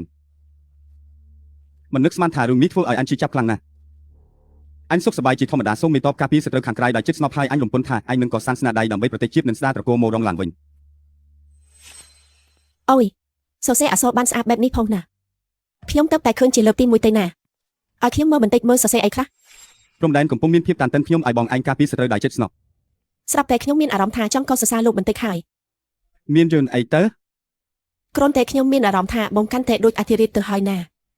ឯងនឹងហៅខ្ញុំថាអាដាយវិញទៅអូត្រូវហើយរឿងដែលយើងនិយាយគ្នាកាលពីមុននោះយើងបន្តពិភាក្សាទៀតទេ ព្រមអីទៅ ជីអើអញបិទភ្នែកទៅយូមកមិនត្រូវពេលសោះពួកឯងទាំងពីរអ្នកនេះណាប្រយ័ត្នប្រយែងម្លេះ លោកគ្រូមានអាណាទៅ អាតានកំពុងសរសេរសម្បត្តិហ៎សរសេរឲ្យអ្នកណាគីនឹងហាត់សរសេរអក្សរទេហាត់សរសេរអក្សរមិនក៏ខ្ញុំមានអារម្មណ៍ថាពួកឯងទាំងពីរមានរឿងលាក់បាំងខ្ញុំអញ្ចឹង លោកគ្រូមិនក៏កូនសិស្សលាក់បាំងលោកគ្រូកើតទៅលោកគ្រូជាគ្រូរបស់ខ្ញុំណា អីចឹងបានត្រូវប្រាប់ពួកអញរឿងមួយក្នុងរាជធានីមានលេខជាដំណឹងថាព្រះមហាក្សត្រយាងចេញពីវាំងហើយមនុស្សជាច្រើនកំពុងតែតាមរកព្រះអង្គរឿងនេះពួកឯងទាំងពីរដឹងទេ ព្រះមហាក្សត្រយើងចេញពីវាំងមិនមែនជារឿងធម្មតាទេហ៎ ខ្ញុំស្មានតែរឿងអីផ្លេចទៅទៀតមិនមែនគ្រាន់តែជាការដាក់ទោសជនពីទេហ៎អាតានអើយស្ទប់សម្ដីឯងទៅដូចជាឯងនឹងព្រះមហាក្សត្រជាមិត្តភក្តិនឹងគ្នាអញ្ចឹង លោកគ្រូគេភ្លោតបែបនេះមិននឹងអាចស្គាល់ព្រះមហាក្សត្របានទៅ គេថាធ្វើជាស្ដេចនេះមិនស្រួលទេឬច្បល់ឡើងនេះណាមិនងាយស្រួលអង្គុយទេហាអាចប្រកបថាជាអធិរាជនឹងមូរងស៊ី ពិតមែនហើយឲ្យតែលោកមេតបបញ្ជាពួកវាច្បាស់ជាត្រូវកាកក្បាលមិនខាន ឥឡូវនេះក្នុងរាជធានីមនុស្សភ័យស្លន់ស្លោព្រំដែនមានសង្គ្រាមផ្ទៃក្នុងនិងខាងក្រៅអធិរាជដែលនៅរួមម្នាក់នៅក្នុងដៃរបស់ខ្ញុំមានប្រយោជន៍ជាងមនុស្សស្លាប់ទៅទៀត អីយ៉ារឿងនេះខ្ញុំមិនសូវយល់ទេហេតុអ្វីមិនសម្លាប់គេឲ្យហើយទៅ ពីមុនខ្ញុំស្អប់គេណាស់ចង់ឲ្យគេស្លាប់ភ្លាមប៉ុន្តែឥឡូវនេះចាប់គេដាក់គុកខ្ញុំអាចយកជីវិតគេបានគ្រប់ពេល ខ្ញុំយល់ហើយលោកមេតបចង់ទុកគេជាកូនអុកមួយ ពិតមែនហើយលើកនេះឯងមិនជួមមនុស្សទៅចាប់ទៀតទាំងរួមមក លើកនេះចាប់តែរស់លោកមេតបក៏ត្រូវរៀបចំឲ្យគេស្លាប់ដែរ ឯងពិតជាមនុស្សឆ្លាតម្នាក់មែនមានតែសំណុំពរមួយគត់ឯងអាចសម្លាប់គេបានតែមិនអាចឲ្យអធិរាជធ្លាក់ក្នុងដីណានគង់ហាប់ធានបានទេ យល់ហើយ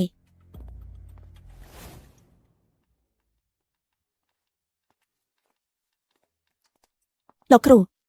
រូមានចំណេះដឹងទូលំទូលាយ ខ្ញុំចង់សួរលោកបន្តិចឥឡូវនេះចំពោះអាក្រក់ចាប់ផ្ដើមកាន់ឡើងហើយគេថាអញជាអ្នកដឹកនាំតែខ្ញុំមើលទៅខ្ញុំទេជាអ្នកដឹកនាំនោះលោកគ្រូតើលោកធ្លាប់ឃើញអ្នកខ្លាំងពូកែនាមថាសេងធានបានជឿនោះទេសេងធានបានជឿសេងធានបានសួងគឺជាមហាបរិដ៏អស្ចារ្យម្នាក់ មែនហើយ អ្នកណាប្រាប់ឯង លោកគ្រូ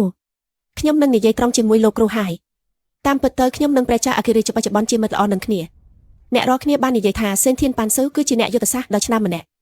ដូច្នេះហើយខ្ញុំគិតថាបារកគាត់ឃើញហើយណែនាំគាត់ទៅព្រះចៅអគិរិនោះសម្រាប់ប្រជារាស្ត្រទូទាំងគោគឺជារឿងល្អមួយហើយ ឯងនិយាយបែបនេះក៏សំហេតុផលដែរអាហារីអញពិតជាអស្ចារ្យមែនទំនាក់ទំនងរបស់ឯងគឺដល់ឋានសួគ៌ហើយ លោកគ្រូមើលទៅ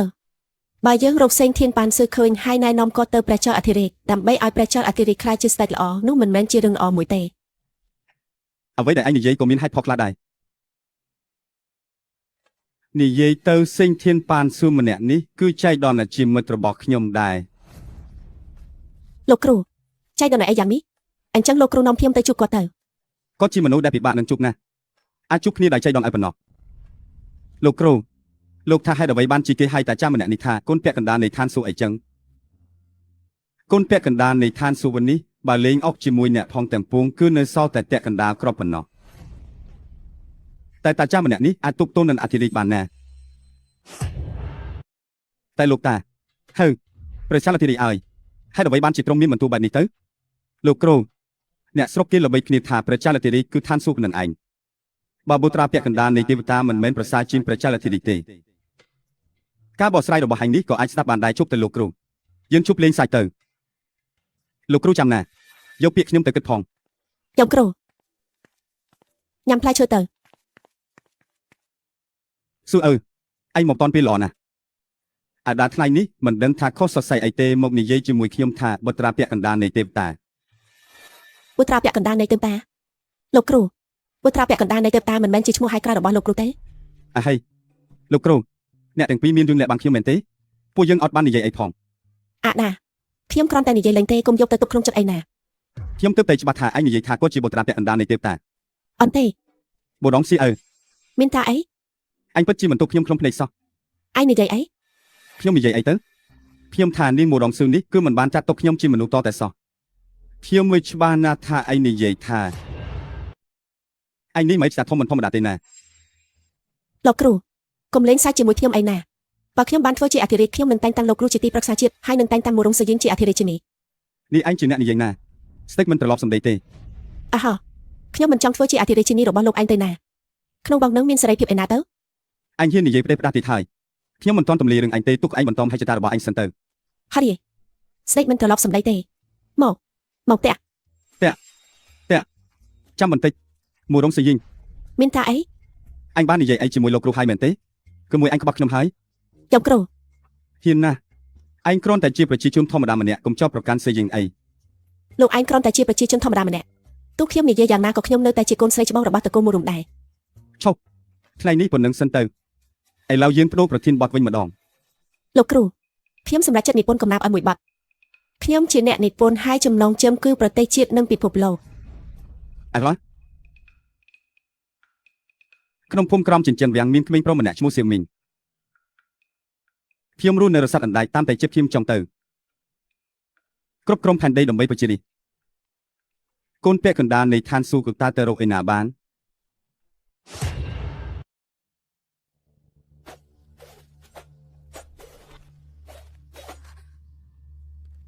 នាងណានឈីពីភ្នាក់ងារសំណាក់ក្នុងវាំងបានរាយការណ៍ថាមេតបធំមានផែនការកម្ចាត់ត្រកូលណានគង់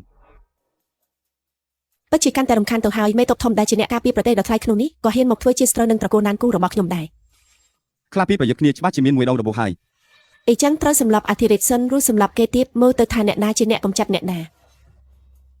តាមដែលខ្ញុំស៊ើបដឹងគិតក៏លេខ1របស់នគរលោកហិតតាធានហ៊ូកំពុងស្ថិតនៅក្រោមអង្គរបស់មេតបធំ អ្នកខ្លាចហើយមែនទេ នាងណានណានគុំនិយាយលេងហើយជីវិតរបស់ជាតិគឺនាងណានជាអ្នកផ្ដល់ឲ្យគ្រាន់តែពាក្យមួយម៉ាត់របស់នាងណានជីទៅសុបចិត្តបូជាជីវិតរាប់ម៉ឺនដងក៏មិនស្ដាយដែរ អីចឹងសម្លាប់ស្ដេចឆ្កែនឹងសិនទៅឬសម្លាប់នាងមួយយ៉ងស៊ើជាស្រីថោកទៀតនោះទៀតយកក្បាលពួកវាទាំងពីរមកជួបខ្ញុំ នាងណានហេតុអ្វីបានជានាងណានចង់ឲ្យអធិរាជសពម្លេះ នេះជាលោកទី2ហើយដែលអ្នកសួរខ្ញុំសំណួរនេះថ្ងៃនេះខ្ញុំនឹងប្រាប់អ្នកអំណាចធំលើស្ដេចដើម្បីបុព្វហេតុគ្រួសារណានគង់របស់ខ្ញុំអធិរាជចិនប៉ាសៀនត្រូវតែស្លាប់ ណានគុំ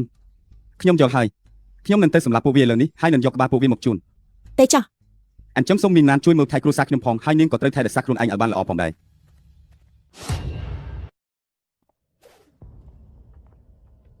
ភ្នាក់ងារស៊ើបការទៅតែរាយការណ៍មកថាណានគុំយានបានចាប់ជាតិកោទៅតាមសម្លាប់មករងស៊ីនស៊ីងជូតែយើងគួរធ្វើម៉េចទៅ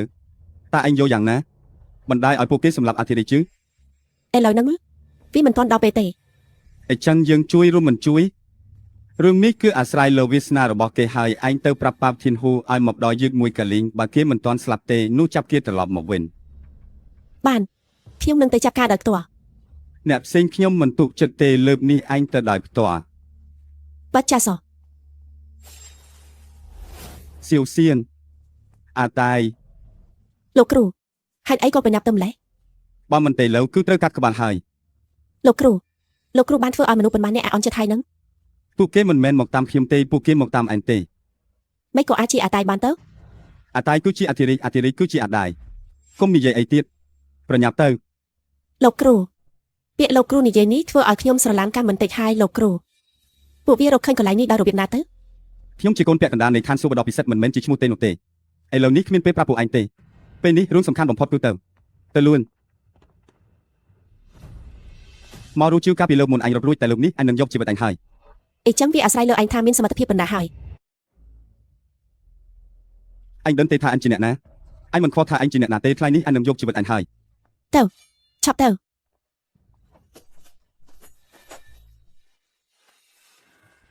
មករងស៊ី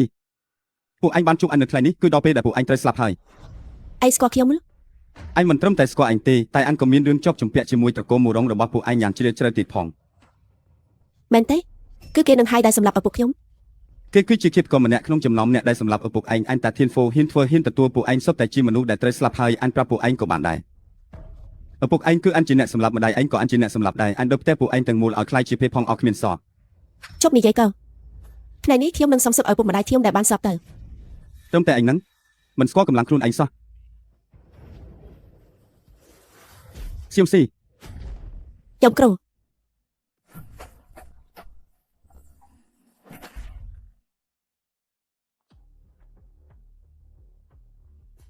ខ្ញុំគ្រូ ទេពមិឆាធំអើយអ្នកដែលអញរកគឺខ្ញុំនេះហើយកំពុងតែរកឯងដែរហ្នឹងជី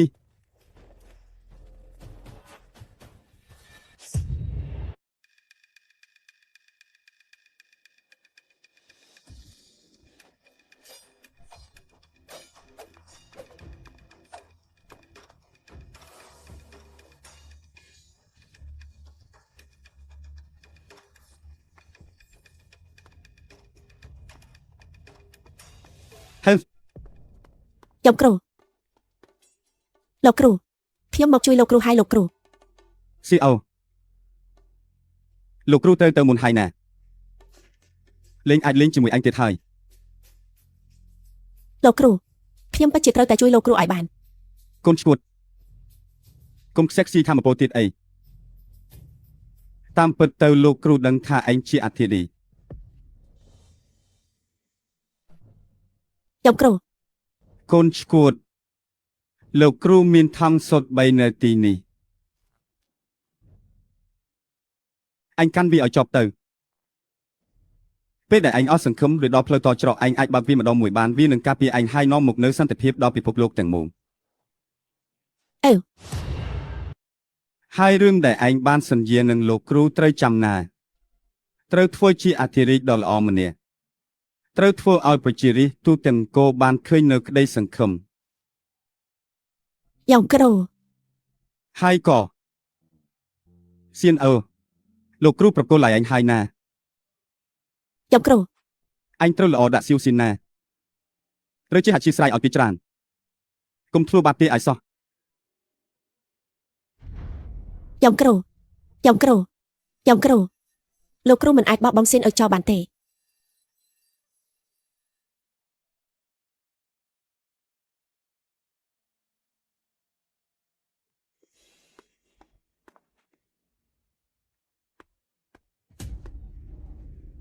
គៀបក៏លេខ1របស់នគររក្សាក៏បានជួបនឹងគូប្រកួតដ៏ខ្លាំងពូកែដែរខ្ញុំក៏មិនដឹងដែរថាមានអ្នកខ្លាំងបែបនេះដែរតែយ៉ាងណាគេក៏រងរបួសខាងក្នុងដែរខ្ញុំក៏មិនពួកយើងត្រឡប់ទៅរាយការណ៍ជូនមេតបសិនទៅចាំយើងពិភាក្សាគ្នាឲ្យបានវែងឆ្ងាយទៀតទៅណា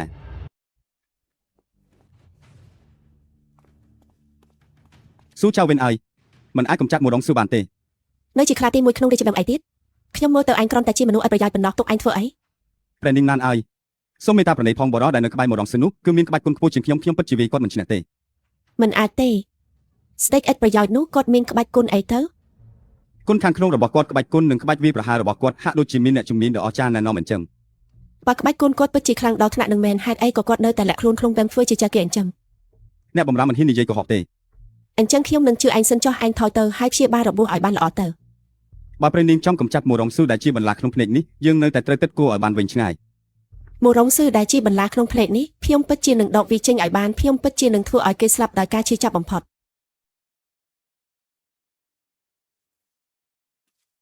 លោកគ្រូ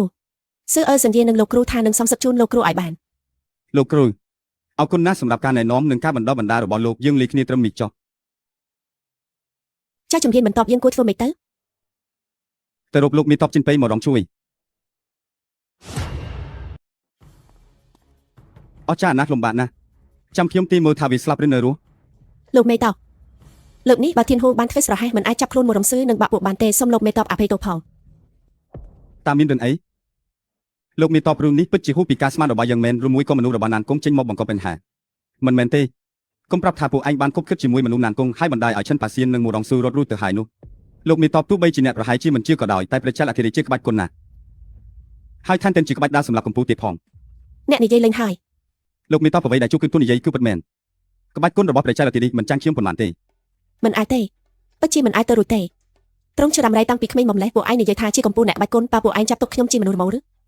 លោកមេតបខ្ញុំបានឃើញនឹងភ្នែកខ្លួនឯងក្បាច់គុណរបស់ព្រះចៅអធិរាជនេះពិតជាពិបាកស្មានដល់មែនពួកយើងចង់សម្លាប់ត្រង់តែវាពិបាកពេកហើយបើអញ្ចឹងខ្ញុំកាន់តែឃ្លាតឆ្នៃពីបល្ល័ង្កនេះមួយជំហានទៀតហើយទោះត្រង់មានក្បាច់គុណខ្លាំងពូកែយ៉ាងណាក៏ប្រកាសជាមានចំណុចខ្សោយដែរខ្ញុំត្រូវតែរកឲ្យឃើញចំណុចសំខាន់និងចំណុចស្លាប់របស់ត្រង់ឲ្យបានខ្ញុំមានទំនុកចិត្តថាអ្នកនឹងស្លាប់មិនខានមុលទៅផែនការមុនត្រូវតែលុបចោលទាំងអស់ហើយឈិនប៉ាសៀនដែលនៅរស់នេះគឺខុសពីមុនណាស់គេត្រូវតែស្លាប់ឈិនប៉ាសៀនត្រូវតែស្លាប់លោកក៏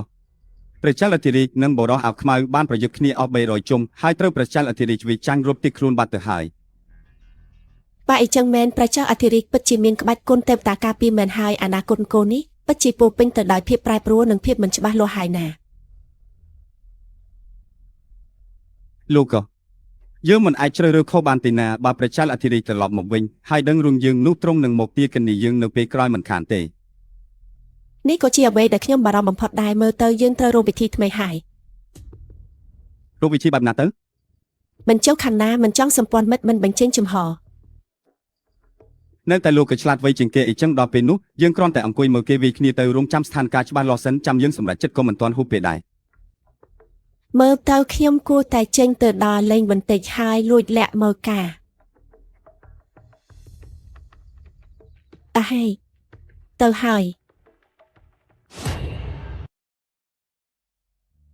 ព្រះអង្គម្ចាស់មិនត្រឹមតែចេះក្បាច់គុណទេថែមទាំងជាកម្ពុជាអ្នកខ្លាំងទៀតផងខ្ញុំណានគង់ហាប់ធានត្រូវតែភ្នាល់ធំលើព្រះអង្គម្ចាស់ហើយចំណែកខាងមេតបធំយើងមិនអាចទៅប៉ះពាល់បានទេ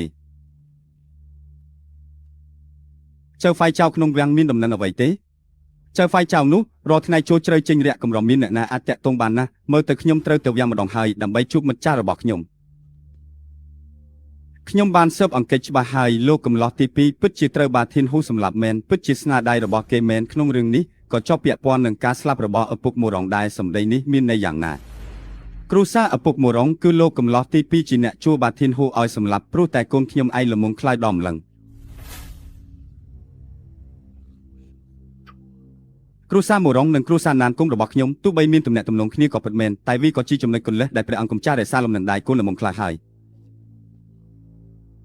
បន្ទាប់ពីឪពុកម្រងស្លាប់ទៅគ្រូសាណានគង់ត្រកូលយើងបានខ្លាយជាបន្លាក្នុងភ្នែករបស់ព្រះចៅអធិរាជទៅហើយមន្ត្រីគ្រប់លំដាប់ថ្នាក់ស្អប់យើងដល់ថ្នាក់ចង់សម្លាប់យើងចោលតែម្ដងត្រកូលណានគង់មិនខ្លាយជាគោលដៅរបស់ពួកគេទៅ ខ្ញុំយកហើយចុះឥឡូវនេះយើងគួរធ្វើម៉េចទៅ រកយានឲ្យឃើញមុនទៅខ្ញុំនឹងទៅក្នុងយ៉ានដើម្បីស៊ើបការមើលសិន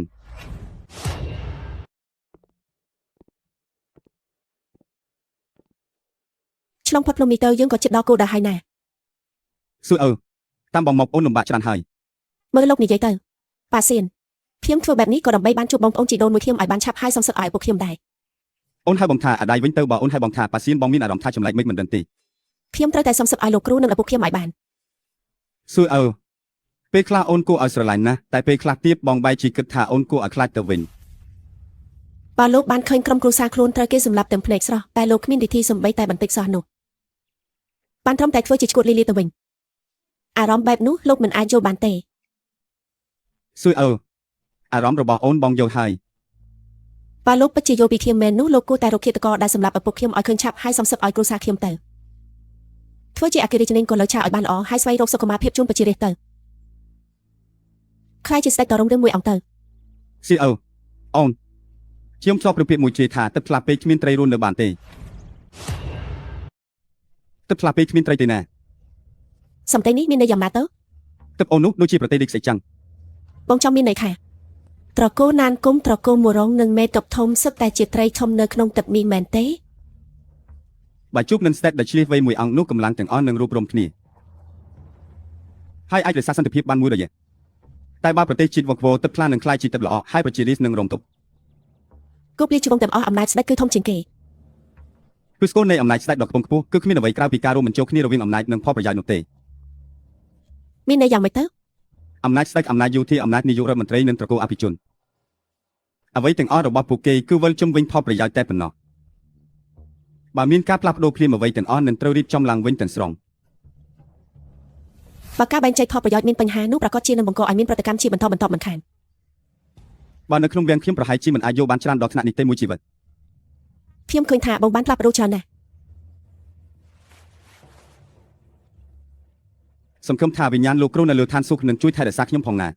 ជួយកុំចាប់ពួកទុច្ចរិតហើយធ្វើឲ្យផែនដីមានសន្តិភាពឡើងវិញទៅ ច្បាស់ជាអីចាំហើយ តោះទៅ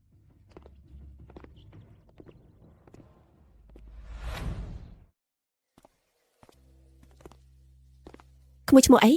ខ្ញុំឈ្មោះចំចុះឪពុកម្ដាយក្មួយទៅណាហេតុអីបានជាក្មួយនៅទីនេះម្នាក់ឯងឪពុកម្ដាយខ្ញុំបាននាំខ្ញុំរពាខ្លួនតែក្រោយមកក៏បាត់បង់គ្នាទៅ ចុះធម្មតាក្មួយនៅទីនេះហូបអីទៅ គ្រាន់តែជាបាយសោះពីវត្តដែលគេបោះចោលទេ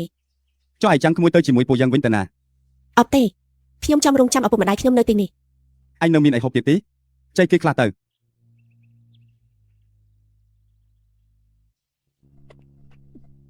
បើពួកវាចង់រងចាំឪពុកម្ដាយនៅទីនេះទុកអាហារនៅទីនេះទៅហើយពួកយើងទៅវិញទៅ ហេ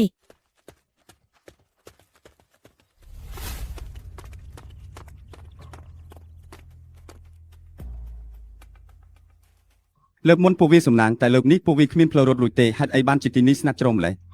ឥឡូវនេះនគរតែមូលកំពុងវឹកវរគឺសុទ្ធតែជាកំហុសរបស់ស្ដេចចំណងនេះហើយបេសកកម្មរបស់ខ្ញុំគឺយកក្បាលស្ដេចអេតបានការនេះ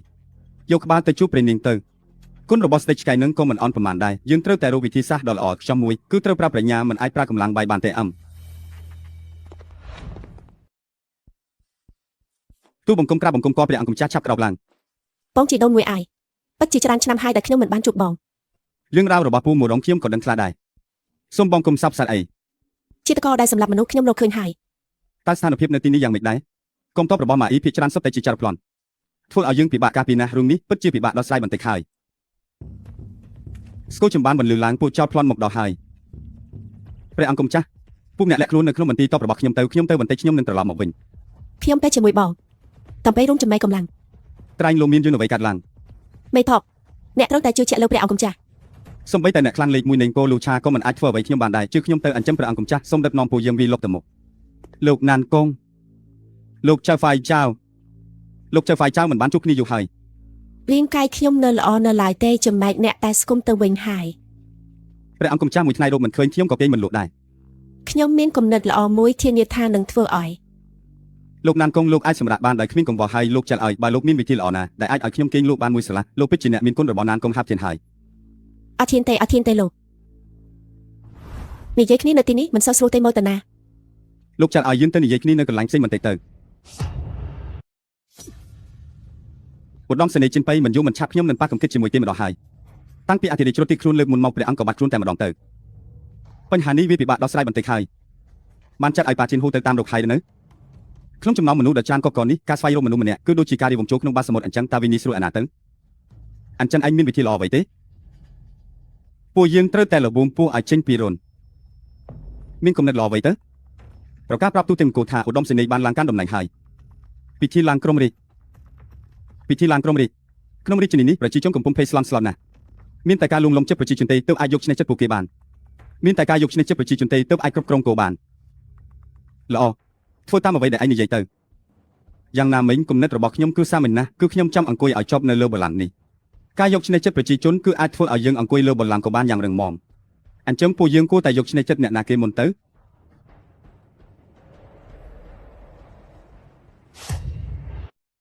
ពិធីឡើងក្រុមរាជរបស់មេតបដាសាវក្នុងសម្បត្តិបានសរសេរថាឲ្យខ្ញុំត្រឡប់ទៅចូលរួមពិធីឡើងក្រុមរាជពួកគេមើលហើយរិសាទហើយគឺចង់បង្ខំខ្ញុំឲ្យត្រឡប់ទៅវិញនឹងចុះប្រជាលទ្ធិរាជមានបំណងអ្វីទៅពួកគេគ្រាន់តែចង់បង្ខំខ្ញុំឲ្យបង្ហាញខ្លួនប៉ុណ្ណោះខ្ញុំនឹងលូតត្រឡប់ទៅវិញដោយខ្លួនឯងប្រជាលទ្ធិរាជទៅការអង្គរៈទេរាជធានីបាយជាមិនមានសុវត្ថិភាពទៅវិញតាមមួយរងស៊ឺទៅជាមួយអ្នកដែរទេមួយរងស៊ឺមិនបាច់ទេនាងតែងតែបង្កបញ្ហាឲ្យខ្ញុំរហូត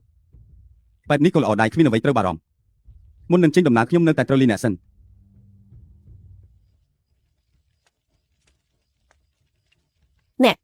អ្នកពិតជាទៅហើយមែនទេ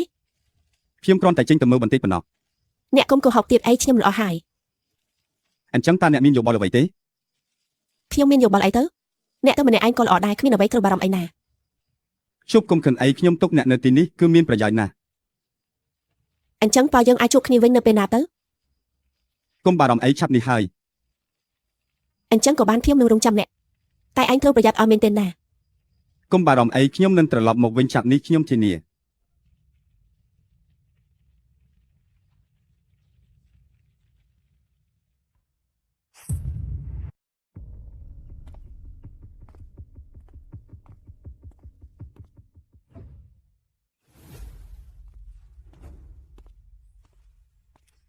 ហើយ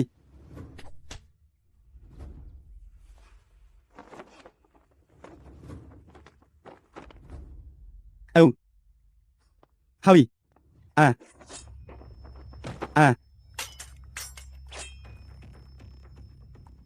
ខ្ញុំមិនចង់សម្លាប់អញទេទៅចុះចាញ់អញពីរដងហើយខ្ញុំគ្មានមុខទៅជួបម្ចាស់ខ្ញុំទេម្ចាស់របស់ឯងគឺលោកស្រីណានគុំយៀនមែនទេសម្លាប់ខ្ញុំទៅហេបើខ្ញុំចង់សម្លាប់ឯងខ្ញុំសម្លាប់ឯងតាំងពីមុនបាត់ទៅហើយធាក់ក្នុងកណ្ដាប់ដៃឯងហើយខ្ញុំក៏គ្មានមុខទៅជួបលោកស្រីណានគុំដែរលោកស្រីណានគុំខ្ញុំបានក្បត់លោកស្រីណានគុំដោយពាក្យសម្ដីខ្ញុំត្រូវតែស្លាប់ឯងមានរឿងអីហ្នឹងហេតុអីបានជាមនុស្សពួកនេះសុទ្ធតែយកចិត្តទុកដាក់ខ្លាំងម្ល៉េះបើវាមិនបានកាត់ឡានទេមិនល្អជាងនឹងទេអីមេតបគុំបារម្ភអីលើកនេះទេអធិរាជយានត្រឡប់មកវិញខ្ញុំបានរៀបចំអន្តៈគ្រប់ទីទីហើយលើកនេះទ្រង់មិនអាចរត់រួចទេទោះមានស្លាប់ក៏ដោយ មិនត្រូវធ្វើប្រហែលជាដាច់ខាត មេតបគុំបារម្ភអីមករងស៊ូបានស្នាក់នៅជំរំតបភៀកខាងជើងហើយលើកនេះអធិរាជយានត្រឡប់មកវិញតែម្នាក់ឯងទេ តែម្នាក់ឯងមើលទៅគឺដើម្បីរាជបល្ល័ង្កខាយ មេតបគុំបារម្ភអីខ្ញុំហ៊ានជឿជាក់ថាលើកនេះទ្រង់នឹងលេងបានឃើញគ្រឿងបៃតងនឹងអត់ជៀវនៃរាជធានីទៀតហើយ សំបីតែគ្មានកញ្ចក់ពណ៌លឿងក៏មិនធ្វើឲ្យទ្រង់ឃើញដែរ អញ្ចឹងឲ្យទ្រង់ស្លាប់នៅតាមផ្លូវទៅហើយទុកសុបចោលនៅវារហដ្ឋានទៅ ទុកសុបចោលនៅវារហដ្ឋាន ពាក្យនេះខ្ញុំចូលចិត្តណាស់លើកនេះរវាងខ្ញុំនិងទ្រង់គួរតែមានការបញ្ចប់ហើយមេតបខ្ញុំលីហើយ ហឹមខ្ញុំនៅតែមិនសូវស្រួលចិត្តសោះមេតបការពីពាក្យខាងជើងមួយរំជួយគឺជាកត្តាមិនស្ថិតស្ថេរមួយខ្ញុំខ្លាចមានរឿងកើតឡើងចុះបើខ្ញុំសរសេរសម្បត្តិមួយទៅសរសេរទៅមួយរំជួយសរសេរទៅស្ត្រូវរបស់មួយរំជួយតើអ្នកណាជាស្ត្រូវរបស់មួយរំជួយមេកោសម្ព័ន្ធនៃកោសម្ព័ន្ធប្រៃផ្សាយ មនុស្សឆ្លាតមែនខ្ញុំរំចាំយូរហើយដំបងត្រូវទោសពួកគេសិនបន្ទាប់មកចាប់ពួកគេឲ្យជាប់រួចហើយចាំកំចាត់ចោលតែម្ដងគឺពិតជា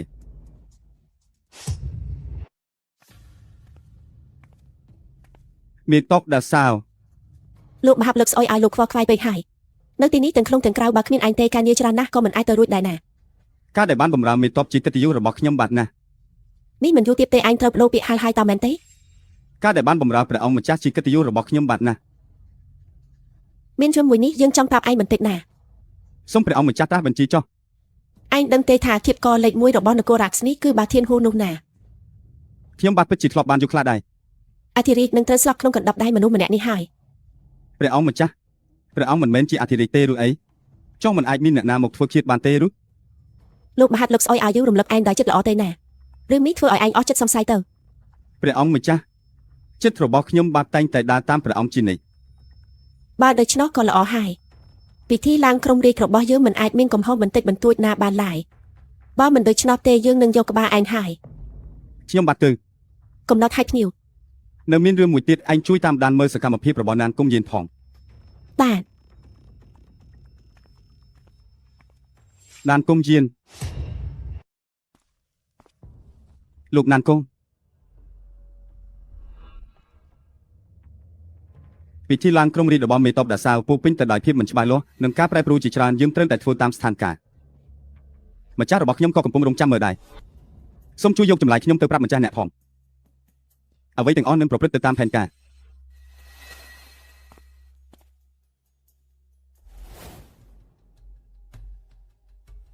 លោកណានគង់តាមមានដំណឹងអ្វីពីប្រជាអធិរាជទេបន្ទាប់ពីប្រជាអធិរាជយាងចេញពីបន្ទាយមេតបចិនពៃព្រះអង្គក៏បាត់ខ្លួនបាត់ទៅព្រះអង្គគុំចាស់ខ្ញុំបំរើចាស់នេះមិនចង់ឃើញព្រះអង្គសោយទេវង្គតទេឥឡូវនេះម្ចាស់កំពុងបង្កភាពពពោះខ្លាំងណាស់នៅក្នុងរាជវាំងវត្តដល់កម្រិតណាទៅទីហ៊ានរបស់មេតបដែលសាវវិន័យយោធារបស់ពួកគេលងណាបង្ខំទិញបង្ខំលក់ធ្វើអំពើអាក្រក់គ្រប់បែបយ៉ាងធ្វើឲ្យរាជវាំងទាំងមូលគ្មានសេចក្តីសុខទេតែប៉ុណ្្នឹងទេឥឡូវនេះគេកំពុងនិយាយគ្នាពេញផ្លូវនឹងចោលបរហោហើយមានគេនិយាយថាអធិរាជបានសោយទេវង្គតហើយតែប្រជារាស្ត្រខ្លះទៀតថាព្រះអង្គនឹងយាងមកដល់រាជធានីក្នុងពេលឆាប់នេះដើម្បីកម្ចាត់មនុស្សអាក្រក់ទាំងអស់នោះខ្ញុំដឹងហើយអញចុះទៅចុះ ចាសោះ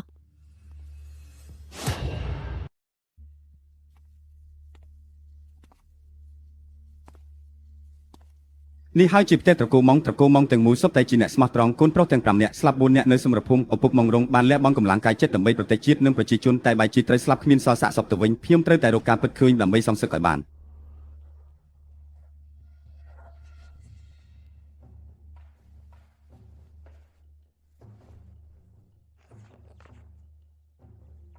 ជាស្ដេចដ៏បរិសុទ្ធនិងជាអ្នកគ្រប់គ្រងដ៏អស្ចារ្យរៀបអភិសេកជាមួយព្រះនាមមិនមែនទេលោកគ្រូ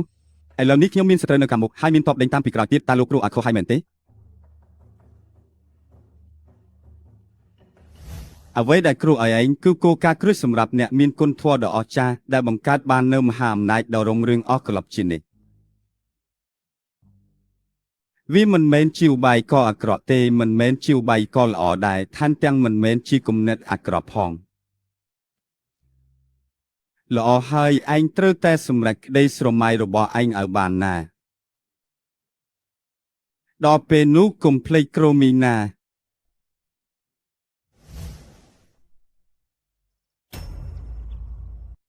អ្នកមកដល់ហើយ ខ្ញុំមកដល់ហើយមើលទៅអ្នកហាក់ដូចជាគ្មានបំណងចង់កែប្រែតតែសោះ ទីនេះហើយជាកន្លែងដែលឯងត្រូវកប់ខ្លួនចាប់ដើមចុះ ខ្លាចហើយមែនទេក្នុងវិជ្ជានុក្រមរបស់ខ្ញុំគ្មានពាក្យថាខ្លាចនោះទេខ្ញុំគ្រាន់តែចង់ដឹងច្បាស់ពីសំណួរមួយចំនួនប៉ុណ្ណោះ យ៉ាងណាក៏ឯងចិត្តស្លាប់ដែរនិយាយមកមានការអី មូរងហ្វូជាមេតបគឺអ្នកជាអ្នកសម្លាប់មែនទេ មែនហើយ ចោះមូរងជាងវៃវិញក៏អ្នកសម្លាប់ដែរមែនទេ មែនហើយ ត្រូវហើយ គេក្បត់ជំពាក់ប្រាក់គោតែសម្លាប់ សំណួរចុងក្រោយដានគង់ហាប់ធានតើគេពិតជាបានចូលរួមដែរឬអត់ ទេអត់ទេ អ្នកជាអធិរាជដ៏ល្អម្នាក់តែគួរឲ្យស្ដាយអាយុខ្លីបន្តិចហើយ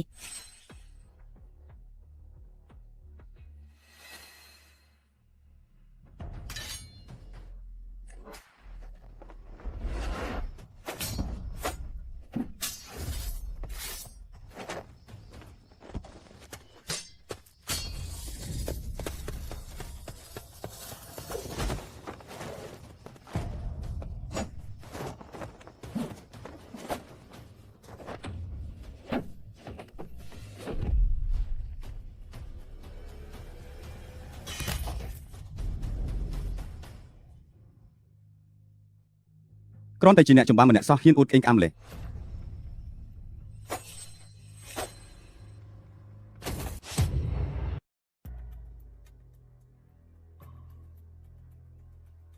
មេតបធំបានឡើងធ្វើជាអធិរាជហើយ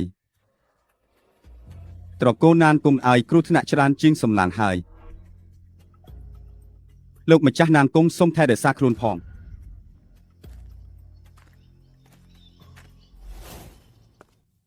ពីដំណឹងហើយយូរណាស់ព្រះចាស់អធិរាជបច្ចុប្បន្នមិនទាន់សាយទីបង្គទេទ្រង់បានកំចាត់មេខ្លាំងជាច្រើនអ្នកជាប់គ្នាពួកឯងនិយាយអីប្រេះប្រាស់ហ្នឹងព្រះចាស់អធិរាជទ្រង់មាននាមពិតប្រាកដចូលសន្ធិដ្ឋរាល់ពេលដែលទ្រង់ប្រយុទ្ធជាមួយគេតែមាននាមពិតមួយលេចមុខមកបោះចាប់គូប្រកួតព្រះចាស់អធិរាជក៏ឈានឱកាសសម្រាប់គូប្រកួតចោលប៉ុន្មានថ្ងៃមុនខ្ញុំបានដើរកាត់ព្រៃសីមួយពួកឯងទីមើលខ្ញុំឃើញអ្វីខ្លាធំមួយក្បាលកំពុងប្រយុទ្ធជាមួយនាយក្រីកមួយក្បាលការប្រយុទ្ធនោះគឺវឹកវរពេញខ្ទេមេឃពិបាកនឹងបំបីគ្នាណាស់ឯងខំអញមួយខំអញខំឯងមួយខំគឺសាហាវខូខើណាស់ពេលនាយក្រីកនោះហៀបនឹងហោះហើរលើមេឃខ្លាធំនោះក៏ប្រើក្បាច់ខ្លាខ្មៅឆ្កាស់បេះដូងលទ្ធផលគឺអ្នកទាំងពីរបានស្លាប់បាត់បង់ជីវិតទាំងគូ រួមដែលឯងនិយាយនេះមិនគួរឲ្យជួបជាងអ្នកដែលនិយាយលើកមុនទៅទៀត លើកមុនមនុស្សម្នាក់នោះគឺខ្ញុំព្រះចៅអគ្គរាជនឹងគោយើងពេលនាមឆិនប៉ាទ្រង់ជាមនុស្សល្អណាស់តែគួរឲ្យស្ដាយពេលជុំទ្រង់ខ្លីពេកលោកនិយាយអញ្ចឹងខ្ញុំចង់យំហើយលោកថាព្រះចៅអគ្គរាជអបែបនេះហេតុអ្វីក៏ទ្រង់មានពេលជុំខ្លីម្ល៉េះខ្ញុំថែមទាំងចង់យកជីវិតខ្ញុំទៅដូរនឹងជីវិតទ្រង់ទៀតផង ពីគ្រីបន្តិចទៅថ្ងៃនេះពិតជាថ្ងៃដ៏ល្អមួយដែលនឹងត្រូវកត់ត្រាទុកក្នុងប្រវត្តិសាស្ត្រហើយខ្ញុំនៅតែបារម្ភបន្តិចក្នុងរាជធានីនេះទោះបីជាកងទ័ពតិចតួចក៏ដោយក៏សូម្បីតែរួយមួយក្បាលក៏មិនអាចហោះចេញបានដែរប្រយ័ត្នប្រយែងទើបគុំវងយូរអង្វែងណាខ្ញុំកំពុងគិតថាតើយើងគួរឆ្លៀតឱកាសពិធីឡើងក្រុងរាជនេះដើម្បីកម្ចាត់ណានគុំជាងទេពេលនេះជាពេលវេលាដ៏ល្អបំផុតក្នុងការប្រើប្រាស់មនុស្សហើយការធ្វើសកម្មភាពនៅពេលនេះពិតជាល្អណាស់ណានគុំហាប់ធានកញ្ជ្រោងចាស់នោះហ៊ានលេងសើចនឹងខ្ញុំឬមិនយូរមិនឆាប់ខ្ញុំនឹងដោះស្បែកវាចេញហើយណានគុំហាប់ធានខ្ញុំមិនបារម្ភពីគេទេតែខ្ញុំបារម្ភពីកូនស្រីរបស់គេណានគុំយានដែលមានចរិតឆេបឆាវពិធីឡើងក្រុងរាជនេះត្រូវតែប្រុងប្រយ័ត្នវាហ៊ានឬបើវាហ៊ានបោះជំហានមួយទៀតខ្ញុំនឹងធ្វើឲ្យវាស្លាប់គ្មានត្រឡាញ់កប់ហើយលោកមេតបកុំបារម្ភអីថ្ងៃស្អែកពិធីឡើងក្រុងរាជខ្ញុំនឹងដឹកនាំមនុស្សដែលផ្ទាល់ដើម្បីការពារទ្វារទាំង9នៃរាជធានីល្អពេលខ្ញុំខ្លាចជាអធិរាជហើយហូកុង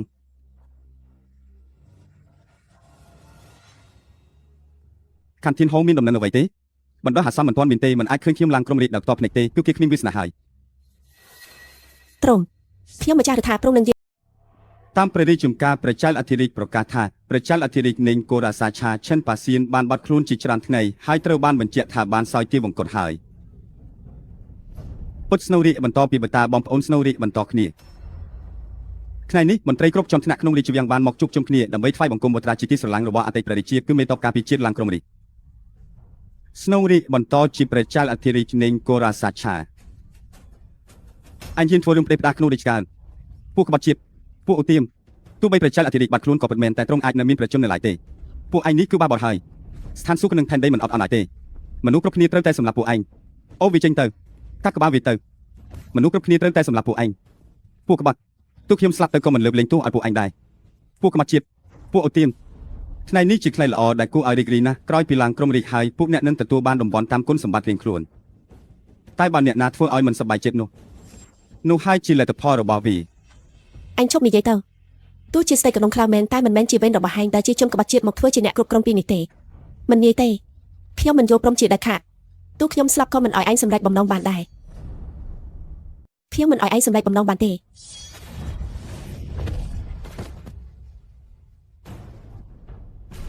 ឥឡូវនេះត្រកូលមរងបានធ្លាក់ចុះហើយណានគង់ហាបធានគ្រាន់តែជាឈើពុកមួយកំណាត់ប៉ុណ្ណោះក្នុងលោកនេះនៅមានអ្នកណាទៀតដែលអាចក្រាដាងខ្ញុំមិនឲ្យខ្លាយជាអធិរាជបានទៅនៅមានអ្នកណាទៀតនៅមានខ្ញុំនេះឯងព្រះចៅអធិរាជបច្ចុប្បន្នឯងមកបានត្រូវពេលណាថ្ងៃនេះនៅលើសាលធំនេះចំពោះមុខមន្ត្រីរាជការទាំងអស់មកប្រកួតជាមួយខ្ញុំដើម្បីដឹងចាញ់ឈ្នះទៅ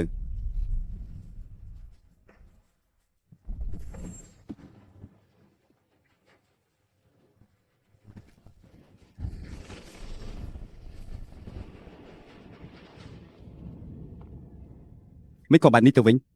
ឯងពេញចិត្តហើយឬ យន់អើកុំបារម្ភអីខ្ញុំនឹងជួយឯងឲ្យបានវិញជាដាច់ខាត ឯងមិនស្អប់ខ្ញុំខ្លាំងណាស់ទេ រឿងខ្លះខ្ញុំមិនអាចបញ្យល់ឯងបានទេខ្ញុំគ្រាន់តែមានអារម្មណ៍ថាឯងដូចប្រពន្ធចាស់ខ្ញុំ តែខ្ញុំចេះតែធ្វើបាបបងគ្រប់ពេលបងមិនស្អប់ខ្ញុំទេអី បងមិនដែលស្អប់អូនទេណា បងចេះតែចាប់ទុកខ្ញុំជាស្រីស្នេហ៍បងរហូតមែនទេ ទេបងដឹងថាអូនមិនមែនជាគេទេ ឆិនប៉ាសៀនខ្ញុំធ្លាប់ជាអធិរាជនីស្វាមីរបស់ខ្ញុំ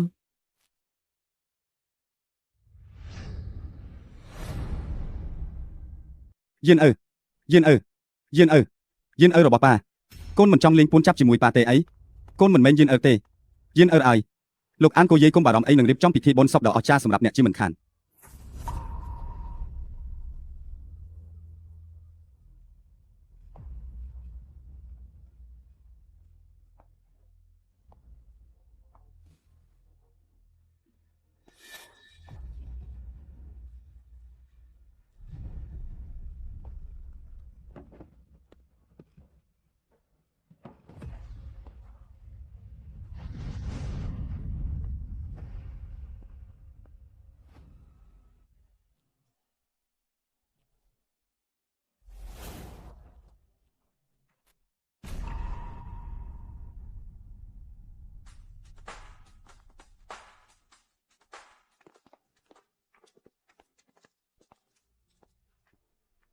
ថ្វាយបង្គំកព្រះចៅអធិរាជមេតបការពារទីខាងជើងមករំជួយបានគ្រប់គ្រងកងទ័ពក្នុងរាជធានីហើយខ្ញុំបាទមកយឺតយ៉ាវសូមព្រះអង្គទ្រង់អភ័យទោសផង ព្រះចៅអគ្គរាជ មករងស៊ឺថ្វាយបង្គំក៏ព្រះចៅអធិរាជ សូមព្រះចៅអធិរាជទ្រង់ព្រះជន្មាយុយិនយូយិនយូយិនយូសូមអបអរសាទរព្រះចៅអធិរាជដែលបានក្លាយជាអធិរាជទី1នៃកូរ៉ាស័កព្រះអង្គនឹងល្បីល្បាញពេញប្រវត្តិសាស្ត្រមិនខាន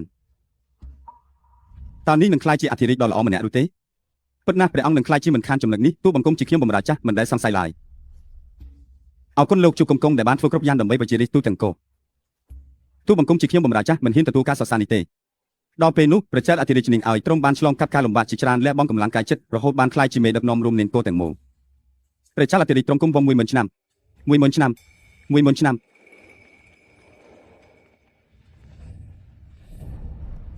សិលឲ្យនេះជាទឹកដីដែលបានដណ្ដើមបានសម្រាប់នាង ឪពុកម្ដាយខ្ញុំបងប្រុសខ្ញុំលោកគ្រូឥឡូវពួកគាត់ក៏អាចញឹមក្នុងលោកខាងមុខបានហើយបើពួកគាត់អាចមើលឃើញវិញប្រសិនណា ឪពុកម្ដាយនាងនិងលោកគ្រូពួកគាត់នៅតែនៅទីនេះជានិច្ចមិនដែលទៅណាឆ្ងាយពីខ្ញុំទេ និយាយអញ្ចឹងការបូកសោកដែលលោកគ្រូឲ្យបងនោះសរសេរពីអីទៅ សំលេងខាងក្រៅព្រះនាងនៃចាប់ហូប បំណងប្រាថ្នារបស់លោកគ្រូអ្នកបានសម្រេចហើយ ទៅចុះ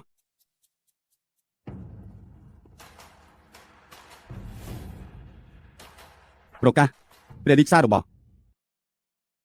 មេតបការពារទីខាងជើងមួយយ៉ងជួយបានវាយបកគោសម្ព័ន្ធព្រែកខ្សៃហើយត្រូវបានតែងតាំងជាមេតបធំការពារជាតិលោកគ្រូគឺពាក់កណ្ដាលនៃឋានសួគ៌ក្រមានប្រាជ្ញាឈ្លាសវៃគំនិតទូលំទូលាយត្រូវបានតែងតាំងជាគ្រូធំនេនកោរ៉ាសាត្រកូលមួយយ៉ងស្មោះត្រង់គ្រប់ចំនួនមួយយ៉ងហ្វូត្រូវបានតែងតាំងជាមេតបស្មោះត្រង់លំដាប់ទី1សូមប្រទានអ្នកចប់ហើយអានចប់ហើយទូព្រះបង្គំមេតបធំទោះបីជាគេបានប៉ុនប៉ងធ្វើជាតិខ្ញុំជាច្រើនដងក៏ដោយសារតែព្រះគុណរបស់អធិរាជមុនទោះរបស់គេមិនពាក់ព័ន្ធនឹងកូនចៅឡើយណានគង់ហាប់ធានមិនខិតខំប្រឹងប្រែងចុកជំពាក់នឹងភាពសប្បាយរីករាយត្រូវបានទម្លាក់ឋានៈជាប្រជារាស្ត្រធម្មតាណានគង់យាយកាត់ក្នុងត្រកូលអភិជនប៉ុន្តែជាមនុស្សខលខើមានចិត្តដូចពស់ថ្ងៃនេះយើងនឹងសង្គ្រោះលោកីនេះម្ដងសូមជានឹងត្រូវតែងតាំងជាជិនគួយហ្វៃហើយនឹងតែងតាំងមករងស៊ូជាអធិរាជនីដើម្បីរួមសុខរួមទុក្ខជាមួយយើងក្នុងយុគសម័យសន្តិភាពដ៏រុងរឿងនេះយើងក៏នឹងប្រកាសលើកលែងទូទាំងកោផងដែរព្រះអង្គទ្រង់ព្រះជន្មយិនយូយិនយូយិនយូរាប់ម៉ឺនឆ្នាំព្រះអង្គទ្រង់ព្រះជន្មយិនយូយិនយូយិនយូរាប់ម៉ឺនឆ្នាំព្រះអង្គទ្រង់ព្រះជន្មយិនយូយិនយូយិនយូរាប់ម៉ឺនឆ្នាំ